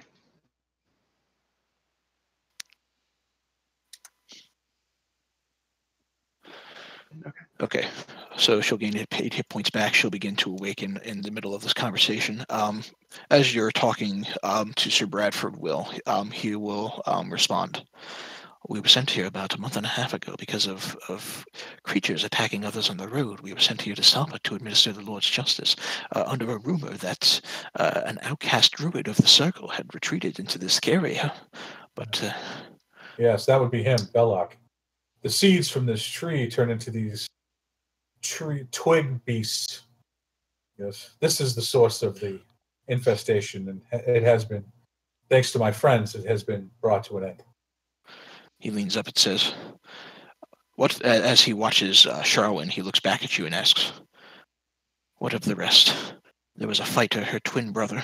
And as he mentions this, Sharwin leans up and is groggy but listens to this, and without saying anything, immediately peeks up and goes, "Where is my brother?" Yeah, will kind of look sad and say, "We found Talgan's body and his signet ring. His body? Unfortunately, there was no sign of Sharwin or anyone else. Well, I'm sorry, we found Caracas as well. Caracas and Talgan's bodies we found. Gave them as proper a burial as we could. Sharwin, we found no trace of." She's Sharwin. She's Sharwin. Oh, sorry. I'm really losing it. Yeah, no. So Caracas and Talgan are dead, unfortunately. I hand Sharwin foregoing the money that we were promised. Talgan's signet ring. Okay. She grabs it, and tears begin to well up in her eyes. "I'm very sorry for your loss," will say. She looks She gets up, looks at the burnt remains of what is the tree, looks at Bellic, spits on him, and then begins to kind of wander off to the side, and you sound like she's beginning to mourn. Off on the side to herself. Bradford gets up and says, We need to get out of here when we can. I need to report the findings," and he gets up, "of this place to my associates in Mirapah." Agreed. We can retreat to the village, and I can give you I can tell the tale of what we've encountered. You can add that to your report. But first, let me introduce you to my friends. Yes. If not for their bravery, you'd still be in the clutches of that tree. And he'll introduce everyone. Okay. As he does this, are the three of you doing anything in the midst of all of this? I'm just going to take a closer look at the tree and see if I can see anything out of the ordinary or maybe magical. If I don't know, something along those lines. Sure. Thinking about going over to comfort Sherwin Williams. Yeah. They're there. Hey, what did you say I have to roll? Perception. Perception. Right. Snakes do it in this sleep. Okay. Nothing. It's a burnt remains of a darkened, gnarled tree. You hear the soft hissing noise as the fire eats up the remainders of this tree, and otherwise you don't see anything that you haven't already found. Should we look around and see if there's anything else in this room? No, we did that. You already kind of did. Oh, that's the wall there on the left? Yeah, and for your benefit, the cavern just kind of expands into some more natural briars in the area. Oh, okay. Thank you. So, Kurt, you move over to Sharwin. She's kind of softly sobbing to herself. I just offer my condolences, and I try to comfort her as best I can, because trying to get that rebound. But Okay. Lost your brother. Let me comfort you. What do you say to her? Oh man, don't make me roleplay that hard. He's like, so. Did they know Erky? Was Erky one of theirs? No. Okay. But Bradford looks up and he recognizes Erky just looking at him and goes, "I'm sorry, dear. I'm sorry, little gnome." All right, we're gonna take Erky back. I'm tempted to search him, but no, I think we're just gonna we'll deal with his things when we get back to town, and we deal with his body, I guess. Okay. I'm going to look at Kurt. Yeah, we should definitely take his body with us. Disapproving eyes, put my cock over my arm, and shake my head. Then turn around to Sir Bradford, hold out my hand, and say, "Thanks for stabbing me in the back." Sir Bradford looks at you with a confused look and goes, I'm afraid whatever's happened is beyond my control. I apologize. On the way out, we need to stop at the prison and get Talgan's armor. Yes. Well, we should. And what else did we leave there? Can I ask a quick Dragon's question? body. Yeah, the dead white dragon body. But can I ask a quick question? So this is to the party in general. I realize we've explored much of this place, but would it be wise to return to town and then come back and continue exploring just so we haven't missed anything? Any evil forces or anything that could possibly still do harm here? Rooms we hadn't been in, I think. Yeah, will absolutely be all for that. But I think a day or two of rest at the town is called for. I agree. Well, yeah, absolutely. I mean, it's I'm already worth 10 times over what I was when I started this. I'm not sure if it's wise or not, but I think a long rest before we leave this place, because we have a long way to go and we don't know who's left. Yeah, that makes a lot of sense. We all get our hit points and our spell slots back. Right. Let's go in a room without any trees or fungi, please. Why don't we just use the brush here and start a little campfire and hang out? No? Oh, I'll break out a torch and whatnot and some tinder. We can do that if you guys want. Yeah. I mean, the fire should keep them at bay. Plus, they all ran. I think when. Well, we heard. I heard footsteps running. By the way, I would have explained that to you. I heard footsteps running, but I don't know exactly what they were or where they were going. But Yep. So you're all kind of making a campfire in this area and taking the opportunity to rest. Yes. Yeah, long rest sounds good. Okay. For the sake of expediency, whatever was lurking, wandering the halls of this cavern is now gone. So go ahead and just restore all your shit. All right. Whatever was lurking. Is there a button you can press on the sheet to just make it all? Not that I'm aware of, unfortunately. Right, so I'll just do it normally. All right. Hit dice are back. Back one spell slot, so I'm back to normal. Spell slots are back. Am I forgetting anything? I'm perfect. Yeah, we should all be back up to full on pretty much everything. Yep. All right, so this is awesome. Wow, what a great ending. I mean, having them both back alive was such a coup. I didn't think we'd be able to do it. Oh, by the way, I figured it out. I took the manacles off of Charwin. Yeah. I took the manacles off of Charwin. You just. I have the key. Damn it. You just disappointed Kurt sorely. Okay. So you're all well rested. What are you doing now? We're going to gather ourselves together and make for the prison where we're going to grab Talgon's armor and the dragon's body. I guess we want to take that back. Yes, no? Yes. Yeah. Real fast. And then go back to town. Real fast. I'm just gonna say this real fast because we gotta go back out sort of the same way we came in.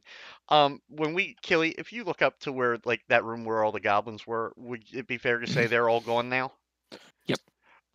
Can we cursorily, like as we go by, can we examine, like just check those rooms? Because we don't want to come all the way back down to the basement, boys, right? No. No, hell no. Oh, you mean, yeah, no, that makes sense. Yeah, those ones. The ones where they were crushing stuff, right? Yeah. I was thinking it was something weird. Yeah. Yeah, I'm curious to see if those skeleton gardeners are still there too. Also, do we bury Urki here or bring him with us? Let's take him with us.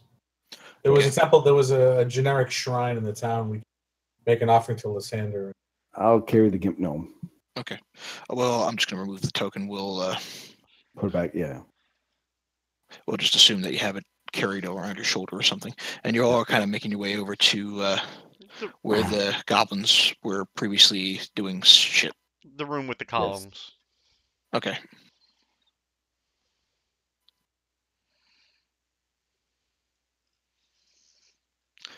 Hey boys, how'd you like that? These guys are not here anymore. Hey boys, how'd you like that burning hands? Pretty good. Well done. So, for the sake of this, by the way, as you're kind of peering into each of the rooms, beyond just the weapons you had found earlier, which were in this room, you do kind of search around in this room, in the far left bottom. There's a vat containing some crude goblin wine. In this room, there is a diseased-looking rat, and in the corner is a flask with some sort of dirty-looking liquid next to it. Grab the flask. Okay. And I will grab the flask and give it to our mage because he's dirty, just like the flask. Okay. All right. It's actually a vial. Excuse me, not a flask, but you get a vial of some nasty-looking liquid. Okay. All right. Are you guys making your way up then? There's nothing else here?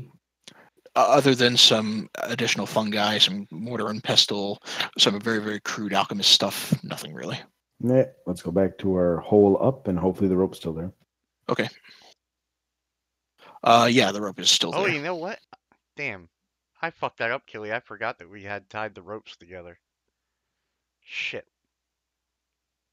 Okay. Well, the rope is... I still had my rope, I think. I didn't use my rope here. You guys did. Okay. I'm sorry. I didn't want to throw off, like, you know what I'm saying. Okay. The ropes are there. You can climb up without any significant impedance, and you get to the top level of the fort here. Crap, the rope's back before we forget. Yep. Yeah, I guess back down the hallway here to the hall of pillars through the storeroom. and then down to the prison, grab the stuff. Let's avoid the kobold area. We should be able to do that, I think. Do you want to take the gnome and I'll try and pull this dragon, or do you think it'll need more meat? Well, I'm not the strongest dude. I'll take whatever's lighter. So, by the way, yeah. As you get to, let's see. All right. As you get to about here, you unlock the door, Tuck, and you begin to look inside. And as you move in, Kent, you're right behind him. Let's say you make your way into this room, and you see a robed figure standing over the white dragon. Kent, the figure looks familiar to you. It looks to be that of your old master. It stands up, and with a robe almost shrouding its face, it turns around, and its eyes are glowing. His eyes are glowing blue, and he looks at you and says, "You've become quite the little hero, haven't you?" How are you here? I thought you died.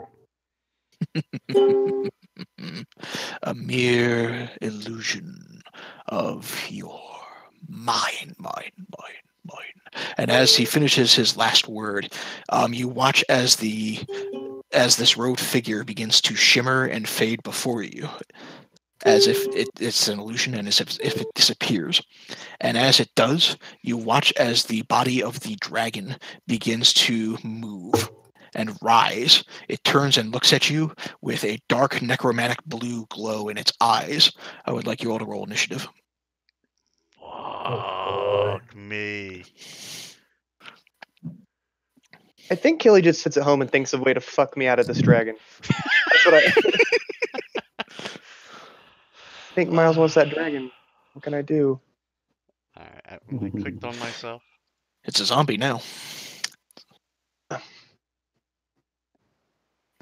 Am I trying to say? Oh man, if only we had Urki here. Also, by the way, you're welcome for making you take a long rest.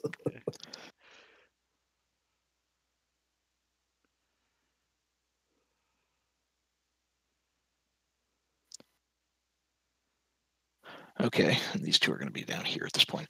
All right. Descending. Kent, you're up first. You just saw this robed figure disappear in front of you as this dragon animates. I'm up first? Oh, yeah. How am I up first? Pull up that's not you. It's Will. Oh, you know what? This got the turn order all fucked up here. Hang on. So Will's got the 21. Not the 14. It's doubled your shit from last time. That's why. Kurt's got the 18. Just on your screen. On ours, we still just see them. Okay, I see double, so that's I'm looking against. Tuck's got a 13. So Kent, Tuck, Kurt, Will. Okay, I'm sorry. All right, we're good now, I think. Will, you're up first. Does Will even know what's going on in that room? You're close enough that you've heard and seen what's happened. Oh boy. All right. I don't think my spells will affect the dragon. To be fair, it's an undead dragon. Yeah, I think that's even less of a chance I'm going to be affected.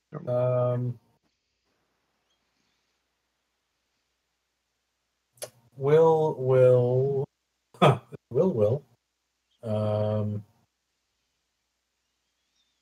Again, strum his lute to make that resonant tone that shimmers around the dragon and lights it. I'll cast Fairy Fire. Okay. That's dexterity. No, it fails. So you watch as the dragon gets lit up in, what color would you like it? Blue, green, purple? Purple. All right. You watch as the dragon gets lit up and is now glowing in a purple light. Any attack roll against him while you're concentrating on the spell has advantage. Sharwins goes up next. She's going to wander into the room, and seeing this dragon, she's going to unleash magic missile against it. Hail, Sharwin, be careful. The dragon gets pummeled with force damage.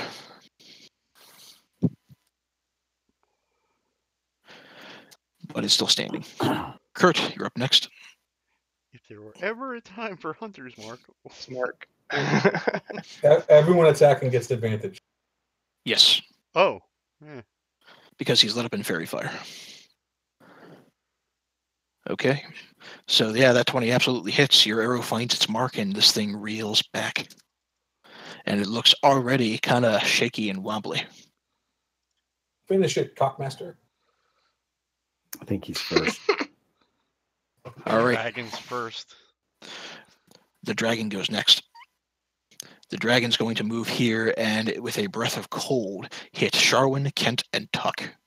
And you all need to make a Constitution saving throw. Everybody gets a die of Bardic Inspiration. 1, 2, 3. All right. All right. Constitution save, you said? Constitution, and go ahead and add your extra d6 if you so choose. You take half damage on a failed save. You don't have to use it if you don't want to. Yep. But you all have it. Sharwin looks hurt, but she succeeds, and she is still standing. Hang on.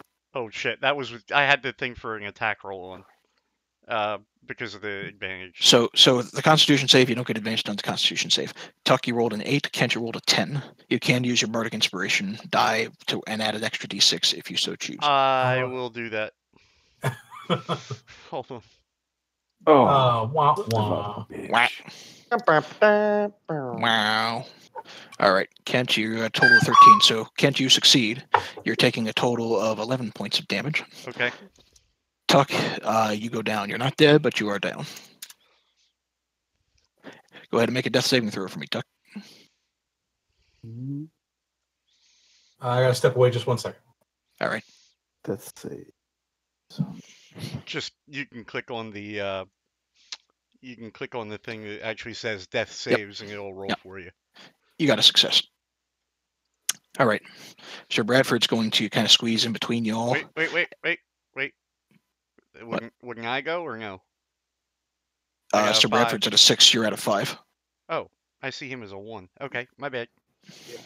Sorry. I think it doubled him up too, but he's at a 6. Okay.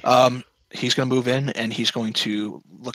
He's going to very quickly touch his hand upon Tuck and use his lay on hands ability as a paladin, which he wasn't able to do while under control of the tree. So Tuck, you instantaneously gain 10 hit points back. Yes, sir. Kent, you're up next. Kent is going to go to here, the back of the room, Mm-hmm. so we're not all standing in one spot, and he is going to cast Magic Missile on the dragon as well. All right. Okay, this dragon's on the ropes. And I am done my turn. All right. Will, you're up next. Whenever you get back. By the way, guys, before we finish tonight, I will tell you what my character sheet says. Okay. Trust you. Well, just so you have a little bit. I feel that after this adventure, you should know who my character is and where he came from, other than the initial greeting we had on the road. I'm back. What's going on? It's your turn. The dragon's on the ropes. Okay, I will. Who acted last? Kent. What did you do? Kent. Magic missile. Again. Wow. Okay.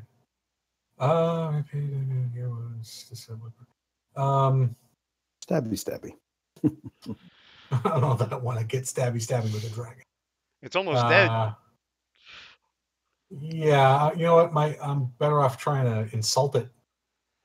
Better chance to hit, actually. I'm going to just kind of call out from the other room.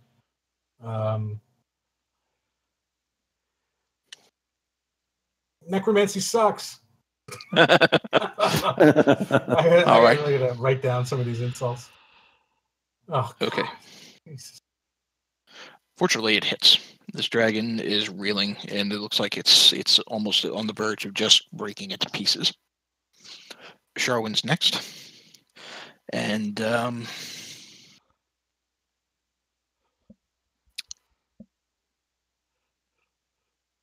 she is going to take her dagger and attempt to throw it at the dragon, and she will hit. The dragon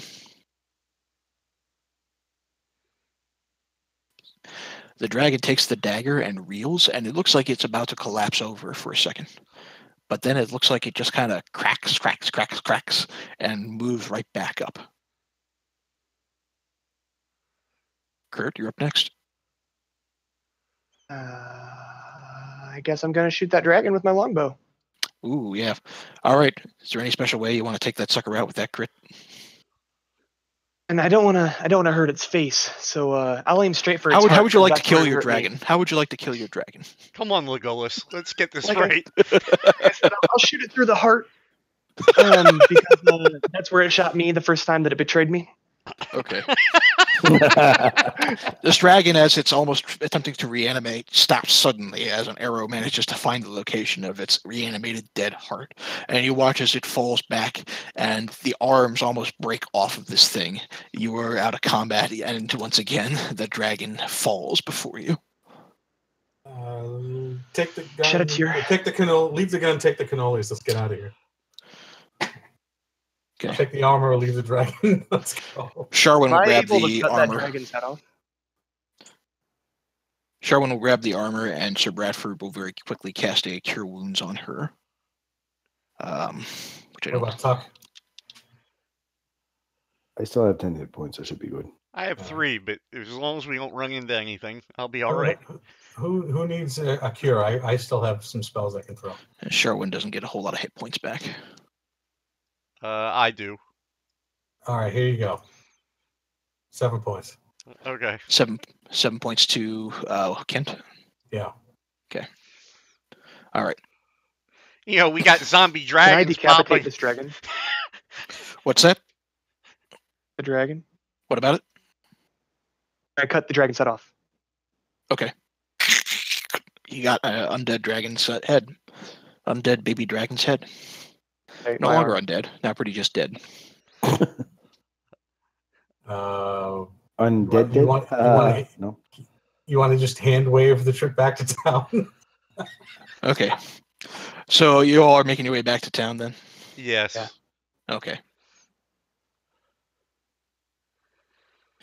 You wander back into town, and a number of folks happily greet Sharwin, including the matron of the general store, who runs out and greets her with a hug.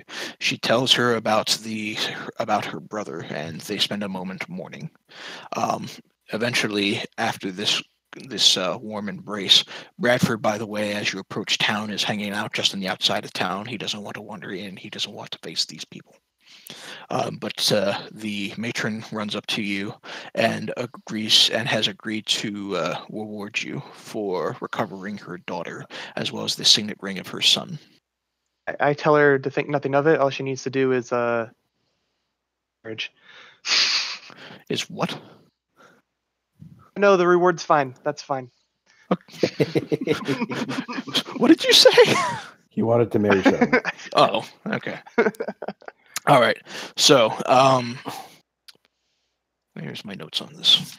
Let's just do this. Okay. So, she rewards you.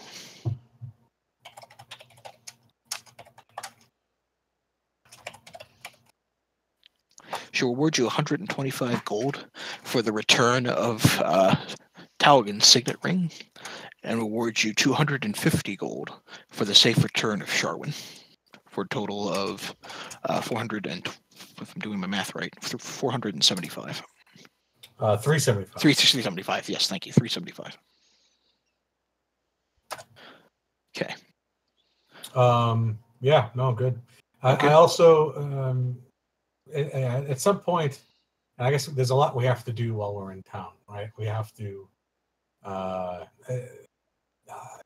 work with Sir. Will is going to work with Sir Bradford on his report, filling in the missing pieces that we have, and then we've got a whole shitload of stuff we have to sell. Okay. You want to save that for next one? Can we just For- do that for next week? Well, here, I'll add this. In the case of Sir Bradford, he needs to report back to the authorities in Mirabar, which is a dwarven city close to the western end of the continent. And he has offered for you to join him in order to help explain it to the rest of the Lord's Alliance. For the sake of all the items that you have with an actual value, the Carowin is more than happy to barter with you for these items, but she will offer you the actual gold cost for each of the items that I explained to you. If you want to just make a trade for any items like that, just for the raw value of the gold cost, you can do that and adjust that on your sheet. If you'd rather hold on to them and see if you can get more from them at another location, you can do that as well. All right, here's what I'm going to do if everyone's okay with it. I'm going to total up the value of all the mundane goods and just convert that into a sum of gold. And we'll sell them that. Anything non-magical. Yeah, well, anything non-magical and mundane. Anything non-mundane, like we have 4 Jade Dragon figurines. Mm-hmm. We have another Jade figurine that wasn't defined. I don't know if it's a dragon or something else. Crystal Goblet, the silverware. Although that's kind of mundane. Does anyone want any of that? We had the crude shield and the Morning Star from the Bugbear. Does anyone want that? Any of the weapons? The shield and the Morning Star would have been on the gnome's body. Oh, he took both of those? Well, yeah, would have been on him. But we can sell that. Yeah, you can sell them. And we're going to bury the gnome. So I guess what did the gnome have on him? Might be useful. The gnome didn't have anything on him other than what he had already picked up. It was part of the journey. That's right, because he was in the prison. He was in the prison. He didn't have anything on him. All right, so let's see. There's a longbow. There's some daggers. I would like to suggest that we keep those Jade Dragon figurines. There are 4, one each. Here's what we're gonna do. I'm gonna make up a list. I'm gonna total it up, and I'm gonna post it to the Facebook page. You guys want to keep something? You let me know, and then I'll just convert the rest to gold. Okay. That sounds fair. I might also add one more thing as part of all of this. If you do choose to sell to the matron, she is willing to part to you a bag of holding. If you want to negotiate price with that, but we can do that. We can do that next week if need be. Well, yeah, all right. So we'll convert it to gold, and then if she wants to sell that bag, that would be a good find for us. As far as the magical stuff, all right. If you want to divide that up now real quick, that might be helpful. If no one has an objection, the bone-carved scroll case with the parchment with that dwarvish writing with Kundrakar, I'll keep that. That's fine. I want the ring. Which one? The gold diamond ring that's a possible casting focus? The other one that turns people red. I want that one. All right. Who's getting that one? Kurt. Let it in here.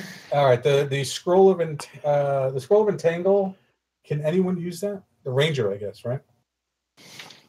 I don't think that's a wizard spell. Let me see. If there are any items that we need identified, such as the one that may be a spellcasting focus, I can handle that next week, I guess. Entangle is druid only.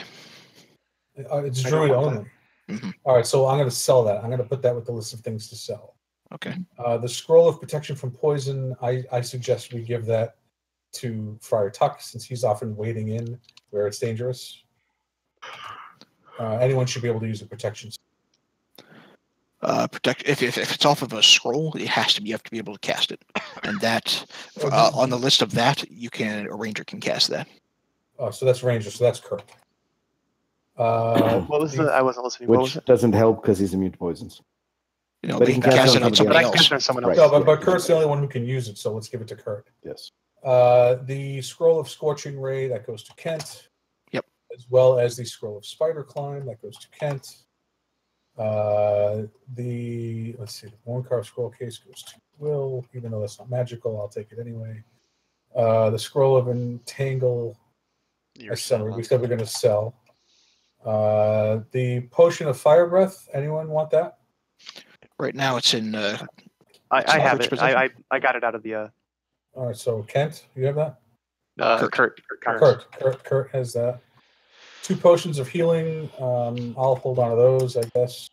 That's like, you know what, we're going to call the healing potions party. We're just going to put that in the party bag along with the Qual's feather token, because that's situational. We don't know, when we might need that. You also have the enchanted apple.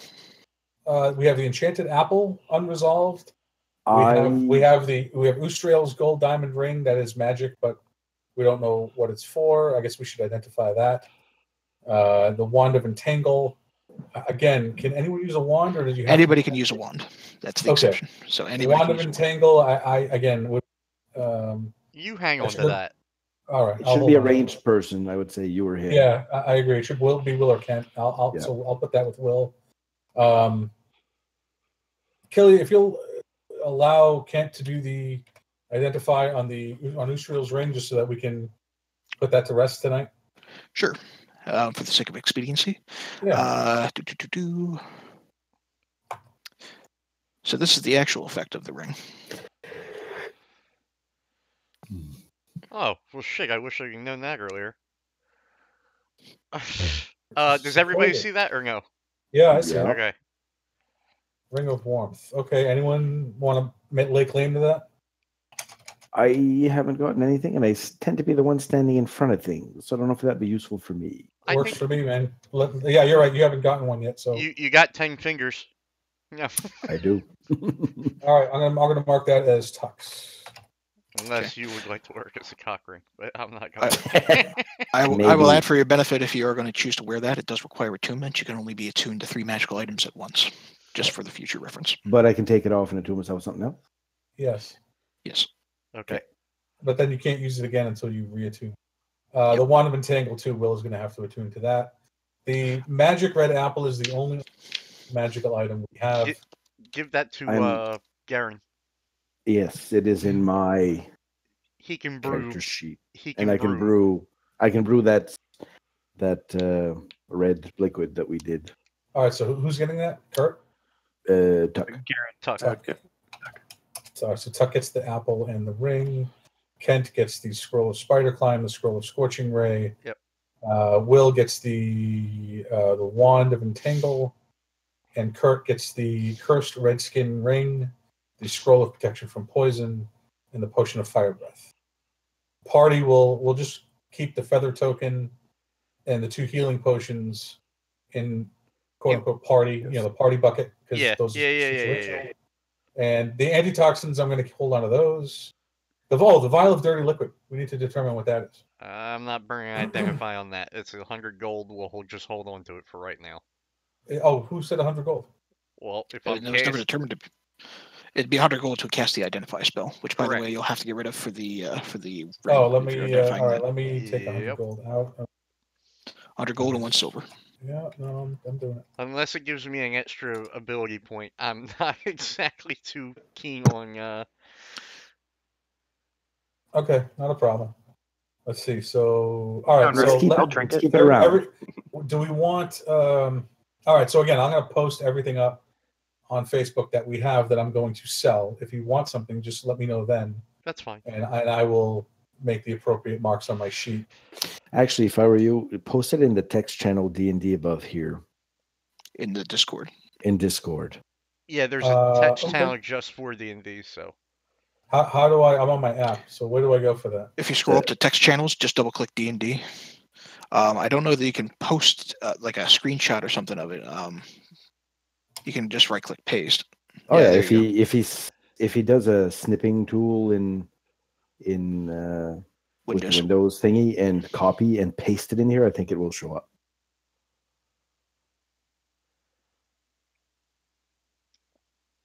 You guys seeing that? Yep. I'm not even looking yet. Hold it's small, but I can see it. Oh yeah, I can zoom in. I'm good. Yeah. You can open original. You can open original. It'll show it in better light. That's fine. Yeah, I guess if you open original, it opens it up. Yep. Before we absolutely shut down, we are coming back into this dungeon, correct? Yes, I believe that's sure hope so. Okay.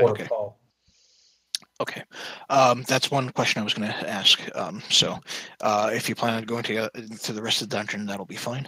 I will add that by the end of the session, first off, if you go back into the dungeon, Sir Bradford suggests that you meet with him in Mirabar when you leave, but he's going to leave there ahead of you. Sharwyn is going to stay with her mother in town. More will happen. Do what? Did we tell the townspeople not to fucking plant the seeds anymore? Yes. Yeah. So Oh you'll my relay that God, information. yes. More will happen in town at the start of the next session before you head back down, but we'll get into that as we get into that.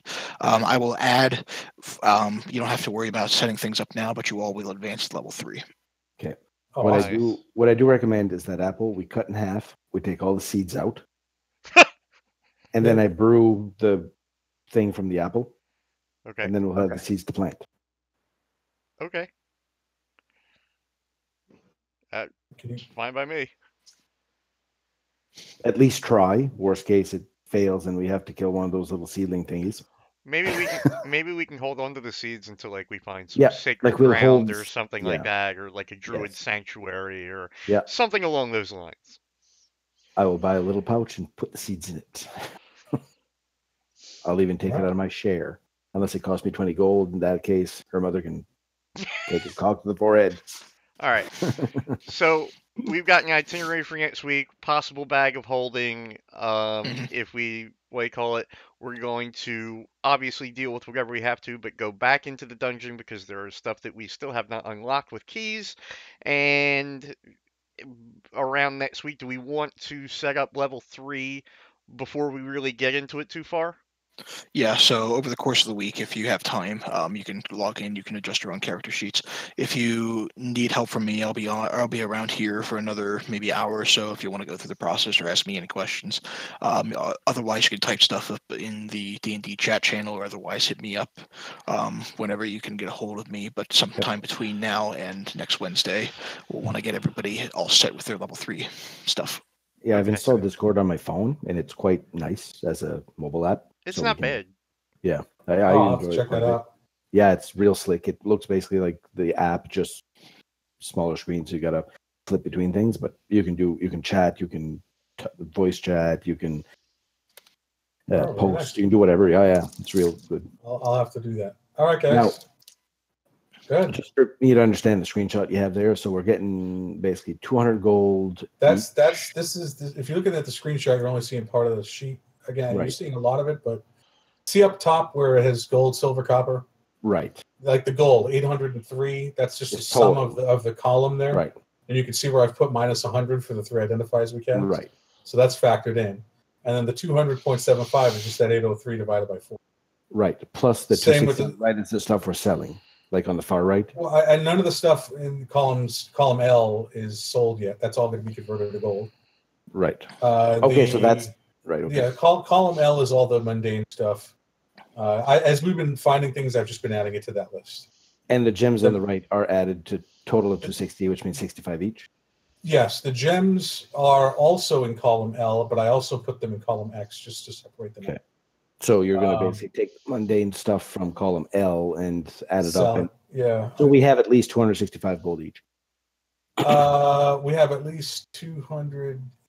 Because the silver is 1 for 10, so 16. So that's 216, 217. Copper, 20 copper each is like nothing. Yeah. But we get 65 gold each from the gem sale. So 265, 275, 280. Plus, yeah, okay. 280 each plus what we get from the sale of column L. Yeah. Which should be pretty significant because some of those are worth a lot. Right. Particularly things like the healer's kit, the poisoner's kit. Those are worth quite a bit. We've got jade figurines worth 80 gold, 24 gold in silverware, and so on. So, I mean, that list goes down quite a bit more. Okay. Yeah. Okay. So I have to jump off, guys. I'm sorry. I gotta go. No problem. It's all right, man. Have a good night, guys. Yep. Good night, man. Listen, I'm going to jump off too. Kelly, I'm probably going to stay on. Actually, I'm going to stick on Discord and try to get through my sheet. If I have a question, I'll ask. Sure.